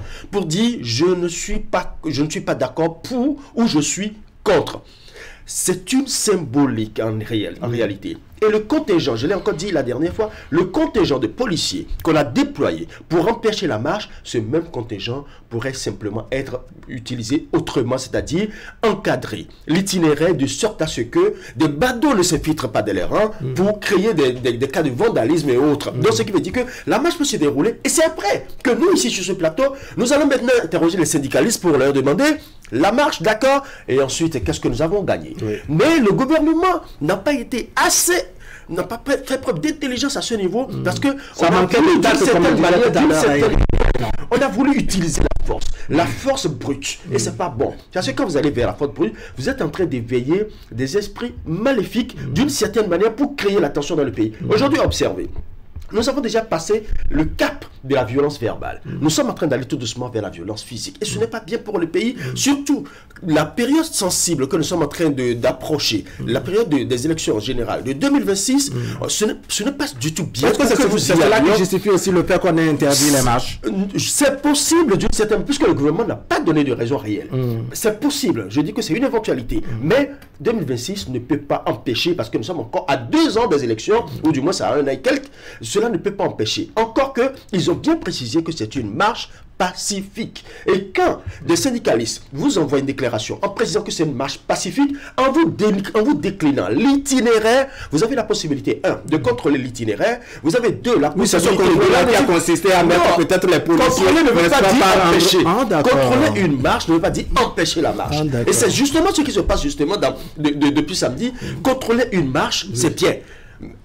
À les amener à marcher dans la quiétude, dans la paix. Et après, vous pouvez discuter. Parce qu'ils ont voulu justement attirer l'attention. C'est en ce sens que je parlais de la symbolique. Mais quand vous empêchez cette marche-là, c'est que vous créez plus de tension. La preuve, il y a des gens qui ont été arrêtés le samedi. Et encore hier, des gens qui ont été arrêtés. Est-ce que vous pensez que ce climat dénote réellement du vivre ensemble? Non. Grosse interrogation. Alors, William Cléquin, en termes de cherté de la vie, on dirait qu'on ne fréquente pas les mêmes marchés. Les mêmes marchés, parce que oui, les travailleurs se plaignent de ce que la vie est chère, les produits de grande consommation sur nos marchés sont vraiment, je dirais, font d'escalade, mais il y en a qui de leur posture, de leur position, n'est-ce pas, empêchent les marches, ce canal d'expression, n'est-ce pas, de ce qui est vécu sur le terrain. C'est normal, ils sont au meilleur standing, ils sont où ils sont les princes, ils sont les bourgeois. Ils fréquentent pas le même marché. Non, on ne va pas dans le même marché. Sinon, en fait, à quelques différences près, ils sont dans le luxueux. Ils sont aux frais sur l'argent des Béninois. Comme l'autre le dit, on les a employés là pour assurer notre sécurité commune pendant un temps. Donc, avec les primes qu'on leur donne, ils se font une très belle vie, une vie qui n'a rien à voir avec que le maïs soit à 1500 ou à 2000 francs le kilogramme, ils l'achèteront eux. Donc, comprenez qu'ils ne voient pas les choses de la même façon. Et comme vous, Wahab ou Franck ou je ne sais qui d'autre, tel que votre jeune frère ou vos enfants peuvent vous demander mobile money à longueur de journée, à eux, cette pression sociale n'existe pas. Donc, comprenez, oui, les gens leur demandent des choses, mais pas pour la subsistance quotidienne, un peu comme nous, parce que ils ont des problèmes du niveau où ils sont dans la société. Donc, c'est normal qu'on ne voit pas les choses de la même façon. C'est normal que les princes de la cité ne voient pas, permettez la caricature, les esclaves ou le bas peuple au niveau de l'échelle, au plus bas niveau de l'échelle, de la même façon. Maintenant, on a vu des députés de l'opposition. eux, ils font de la récupération politique. Je n'ai pas envie d'aller sur ce terrain. Par contre, quand vous avez fait une question à Ulrich qui m'intéresse, pourquoi est-ce qu'on est obligé, quand on ne dialogue pas, de réprimer une marche? Deux choses. Soit de l'irresponsabilité, parce qu'on n'a pas envie de faire face à ses responsabilités, bien qu'on profite des avantages liés à ses responsabilités, on ne veut pas faire face aux obligations de droit, c'est-à-dire le devoir qu'on a de rendre compte à ses citoyens, de trouver les problèmes, les solutions aux problèmes des citoyens. Et deux choses, c'est parce que peut-être aussi on se demande qui parle. Un sentiment de mépris vis-à-vis de ceux qui sont en face. Parce qu'entre-temps aussi, entre pouvoir politique et partenaires sociaux, il y a eu une idylle, il y a eu des accointances, des affinités, des compromissions à la limite, qui aujourd'hui donnent raison peut-être à un pouvoir politique à se demander qui en face parle, c'est qui les partenaires sociaux. N'est-ce pas encore une autre manipulation? Ne deviennent-ils pas encore des caisses de résonance d'une autre chapelle politique qui serait en train de contextualiser l'environnement politique? Donc, pour avoir perdu des plumes, pour avoir perdu de la crédibilité pendant un certain nombre d'années, pour s'être mué dans un mutisme délibérément, pour avoir changé de stratégie de revendication, pour avoir décidé d'aller maintenant à la manière douce pendant je ne sais combien d'années, ils sont en train de payer aussi les frais de ce fusil d'épaule changé. Maintenant, qu'ils trouvent des brèches l'un à l'autre ou non, le prix du maïs est demeuré le même. D'accord. Alors, Eric Guédero, je suis à vous maintenant pour aborder cet aspect, les personnages que nous avons vus sur les images. On a senti les secrétaires généraux des centrales et confédérations syndicales, les travailleurs et autres acquis à leur cause. C'est également comme ça qu'on a vu des députés à l'Assemblée nationale, majoritairement de l'opposition, parce que je n'ai pas pu dévisager tout le monde. Je ne sais pas si il y a eu des députés de la mouvance, parce que nous sommes tous béninois. Est-ce que vous ne pensez pas que la présence de ces acteurs politiques risque de donner une coloration politique à cette marche, et que cela pourrait justifier le fait que pour prévenir, on ait pris des dispositions pour empêcher la marche? Je n'irai pas jusque-là. La présence, n'est-ce pas, peut nous amener à soupçonner les réelles intentions, n'est-ce pas, de nos responsables syndicaux sur les motifs qu'ils avancent. Est-ce qu'on n'utilise pas la question de la cherté de la vie, n'est-ce pas, pour d'autres motifs, parce que nous avons... Récupération politique. Voilà. Et donc, ça pose un problème, n'est-ce pas, que des députés de l'opposition, c'est vrai, on me dira qu'ils sont des élus, et donc à ce titre, ils peuvent être aux côtés d'un groupe d'individus de la société, ils peuvent venir constater ou peut-être venir suivre, ils auront envie de descendre dans la masse, vivre ce que les citoyens sont en train de revendiquer, peut-être que pour aller rendre compte, n'est-ce pas, à l'Assemblée nationale. Mais cette image peut nous amener à soupçonner véritablement, comment on dit, les réels motifs, n'est-ce pas, de ces marches. Et puisqu'on parle de la cherté de la vie, vous l'avez évoqué tout à l'heure, je pense aussi que nous sommes dans un contexte où les inflations, ça traverse pratiquement tous les pays. Nous avons vu la chute avec le Naira au Nigeria, où ce problème s'est posé un peu partout. En résumé, c'est pas un problème lié au territoire national. C'est pas une exclusivité béninoise, n'est-ce pas? En France, on vous dira que les Français ont de moins en moins de difficultés, n'est-ce pas, à s'approvisionner plus tout ça. Donc, c'est un problème véritablement dans lequel se retrouvent plusieurs pays, n'est-ce pas? Et donc, soit on prend conscience de ça et ensemble on se met d'accord pour trouver des solutions plutôt que de faire de la récupération, n'est-ce pas, et essayer de se refaire une santé.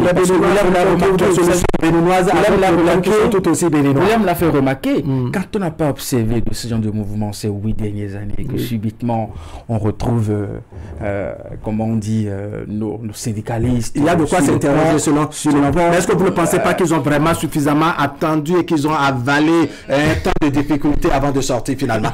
Alors, vous pensez que la présence des acteurs politiques, la présence de ces acteurs politiques que nous avons vus, notamment les députés de l'opposition, n'est-ce pas, ça donne l'allure d'une récupération politique? J'ai écouté, ou j'ai lu dans la presse que Nourini Achadi a adressé des questions orales avec débat, je crois, au gouvernement, au Parlement. Oui. C'est son rôle, c'est le rôle de l'opposition ou des députés. il y a des pièges que nous devons éviter. Ça, je m'adresse aux responsables syndicaux. La présence des politiques à des marches que les syndicats, les confédérations ont voulu organiser pour des motifs qui, pour moi, sont vraiment très sérieux, voire des opposants à leur marche, des politiques à leur marche, même s'il y avait des mouvanciers là, moi j'en dirais autant. Quand on les voit comme ça, c'est comme s'il y a une certaine accointance et que la marche prend une... On dit souvent des mouvanciers, n'est-ce pas, qu'ils vivent les mêmes difficultés, mais bon, ils ont peur ou bien gênés de sortir pour contrarier le gouvernement. L'action de Nouréni Attiadé ou des députés au Parlement, ça c'est de l'ordre de la politique. Du politique, si vous voulez, de la politique, parce que c'est un haut lieu de la politique là-bas où on a la possibilité d'appeler directement. Là-bas, au moins, ils reçoivent les membres du gouvernement qui viennent s'expliquer. Lorsque nous allons à la Bourse du Travail, c'est un sanctuaire qui est réservé aux syndicalistes, c'est le territoire des syndicalistes. S'ils veulent marcher aussi, les politiques, les opposants, qu'ils aient déposé aussi une demande et on les verra dans les rues, nous allons apprécier. Les députés ou les politiques vous diront qu'ils sont aussi travailleurs. Chacun a son couloir dans la République. Donc moi je dis, voir cette image-là, c'est pas trop bien pour nos amis syndicalistes. Parce que c'est comme si on veut utiliser l'âme syndicale pour régler des comptes politiques. D'accord, très rapidement. Ça rejoint un peu la question qu'on aura posée tout à l'heure sur la charité. Est-ce que c'est vraiment réel? Vous savez, quand j'ai lu la question que Nouréni a déposée, que j'ai lu les mots qu'il a utilisés, on parle de famine, de misère généralisée, de crise alimentaire. Je me dis, est-ce qu'on n'est pas en train d'exagérer un peu dans la façon de qualifier véritablement cette question? Vous sentez qu'il y a eu un peu d'accès dans les qualificatifs? Vous savez, vous pouvez aller taper sur Google, je ne sais pas encore si le Bénin est classé parmi les pays où la famille... On vous dira que Google c'est là-bas, mais le Bénin c'est ici. Et ceux qui sont affamés ou ceux qui ont fait, c'est ceux qui sont sur le territoire et vivent les réalités. Quand les choses vont jusqu'à ce niveau, vous avez des instances internationales qui interviennent. Parce que on n'est pas un pays pris individuellement, nous sommes dans des organisations. Quand on dit qu'aujourd'hui qu'il y a la famine au Bénin, qu'une misère généralisée, une crise alimentaire... D'accord. Alors, les propos donc de Nouréni Attiadé que commente Eric Guédéran. Alors, je reviens vers vous, Ulrich Gaba. On a senti, disais-je, la présence des acteurs politiques à la Bourse du Travail, aux côtés donc des travailleurs. Franck Arounou soulignait que chacun a son couloir et que chacun devrait l'emprunter, puisque à l'Assemblée nationale, au lieu, n'est-ce pas, au lieu de la politique, Nouréni Attiadé, pour le compte de l'opposition, a adressé des questions au gouvernement, voilà, avec débat au gouvernement, que ça devrait rester je dirais, dans ce canevas à l'Assemblée nationale, et que les travailleurs qui ont choisi la bourse de travail devraient également rester dans leur territoire. Mais on a vu, je ne sais pas s'il faut dire crocodile à côté de, je ne sais pas, de Caïman, tous cherchant marigot, cherchant marigot, fleuve, etc. Quelle est votre lecture des choses? Vous voulez qu'on puisse donner une coloration politique à ce qui s'est passé hier 1er mai à Cotonou? Aucunement, il n'y a pas de coloration politique a priori, parce que déjà, il faut dire, quand vous parlez du rôle du développement, le développement est à la solde la politique est à la solde du développement. Donc, commençons par là. L'autre chose, quand vous prenez cette présence des politiques aux côtés des syndicalistes, ne soyons pas amnésiques volontaires. C'est déjà arrivé plusieurs fois dans ce pays où on a vu des politiques, des parlementaires de l'opposition marcher, pas seulement aller à la Bourse du Travail, marcher devant, c'est-à-dire en premier dans une manifestation. C'est arrivé dans ce pays. Et le com, c'est que, justement, c'est ceux-là qui, entre-temps, étaient dans l'opposition, qui aujourd'hui se retrouvent à la mouvance, qui avaient décrié dans le temps, et qui aujourd'hui le décrient encore aujourd'hui parce qu'ils estiment que c'est retourné comme ça sur... En fait, l'histoire reste têtue. Et l'histoire se répète.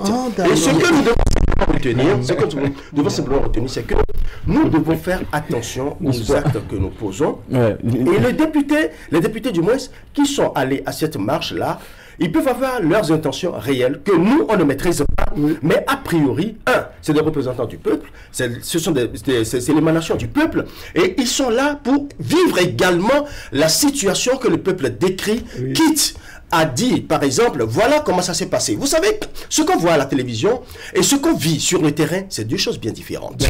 La preuve, la marche du 27 du samedi dernier. Beaucoup d'images ont circulé sur les réseaux sociaux, mais n'ont pas pu circuler sur les télévisions. Tout simplement parce qu'il y a des choses qu'on a ratées. Donc, celui qui est sur le terrain vit mieux la situation que celui qui est peut-être à qui on relaie des informations. Quand ils vont faire les débats à l'Assemblée nationale, ils seront à même de dire, attention, nous avons vu ci, nous avons vu ça. Pourquoi étiez-vous obligés d'envoyer du gaz lacrymogène face à cette population qui peut-être n'était qu'une vingtaine ou une trentaine? Pourquoi étiez-vous obligé de faire ceci ou cela? Je pense que on est à où va passer le dialogue. Où va passer le dialogue. Allez, William, on a la dictature du temps. Alors, coloration politique pour cette marche, étant donné, je dirais, les personnages qu'on a vus dans les manifestants. On ne peut manquer de voir ce petit pigment, politique, parce que il n'y a rien à dire. Cela nous ramène à un certain nombre d'années où on voyait des politiques dans les marches. Mais moi, je pense que les politiques ont leur chapelle, leur sanctuaire aussi, et là-bas, ils peuvent tout faire. Pour une fois, laissons vraiment le peuple, le bas peuple tel qu'il est, rien que le bas peuple, et qu'on sente vraiment que là, on est en train de pressurer rien que le bas peuple, au lieu de laisser encore les gens arrêter ou éviter, escamoter, esquiver, le débat, détourner le débat, parce que vous allez les voir, ils vont commencer une batterie de communication encore bientôt. Je comprends que les députés ne soient pas là que pour le code électoral, mais pour l'instant, je l'ai pris de savoir... Comme la défense Carounou, de savoir le circuler dans son couleur. Et qu'on montre que c'est le peuple qui est vraiment brûlé. Le régime pouvait vous dire, d'aller interroger le renseignement. On vous dira, moi, quelqu'un me disait dans la rue qu'il y a des listes qui circulaient pour mobiliser, pour faire ci. Mais lorsque vous voyez cette politique aux côtés des syndicalistes, c'est un peu comme si vous apportez de l'eau au moulin de ça. Moi, je lui avais dit non, c'est pas possible parce que les étudiants ont mieux à faire, ainsi de suite. Mais lorsque vous voyez ces images, c'est que même s'ils sont présents dans le rang des travailleurs et que la marche est annoncée pacifique, pourquoi peut-être ne pas patienter que les choses, je ne sais pas, puissent quitter le volet pacifique? Les politiques ont également leur façon de se renseigner. Même s'ils ne vont pas là-bas, ils sauront s'il y a gaz lacrymogène, ils auront si... En un mot, vous savez... En fait, ça fait plusieurs bruits déjà. En face, on a un gouvernement qui évite beaucoup trop de s'intéresser réellement aux questions. C'est pour ne pas donner d'éléments de terrain nouveaux sur lesquels les gens vont se déplacer. C'est pour que on continue par constater jusqu'au 11 mai, jusqu'à je ne sais quand, que c'est vraiment le dernier des travailleurs qui est brimé dans son droit et qu'on ne vienne pas nous faire de la rhétorique politique sur les plateaux de télévision. D'accord. Allez. On a l'impératif du temps. Je sens qu'il y a beaucoup de choses à dire sur cette thématique, mais vous allez souffrir qu'on puisse permettre à Idrissou Boukari de nous faire la synthèse de ce qu'il a pu feuilleter dans les parutions du jour. Ce serait tout aujourd'hui pour aujourd'hui. Eric Guédénon, merci. Merci, merci. Merci, merci. Allez, vous allez le découvrir. Vous allez le découvrir tout à l'heure. Mesdames et messieurs, ce serait tout pour aujourd'hui. Merci de nous avoir suivis. L'information continue sur Canal 3 Bénin. On va se dire au revoir avec la revue de presse de Idrissou Boukari. Allez, portez-vous bien.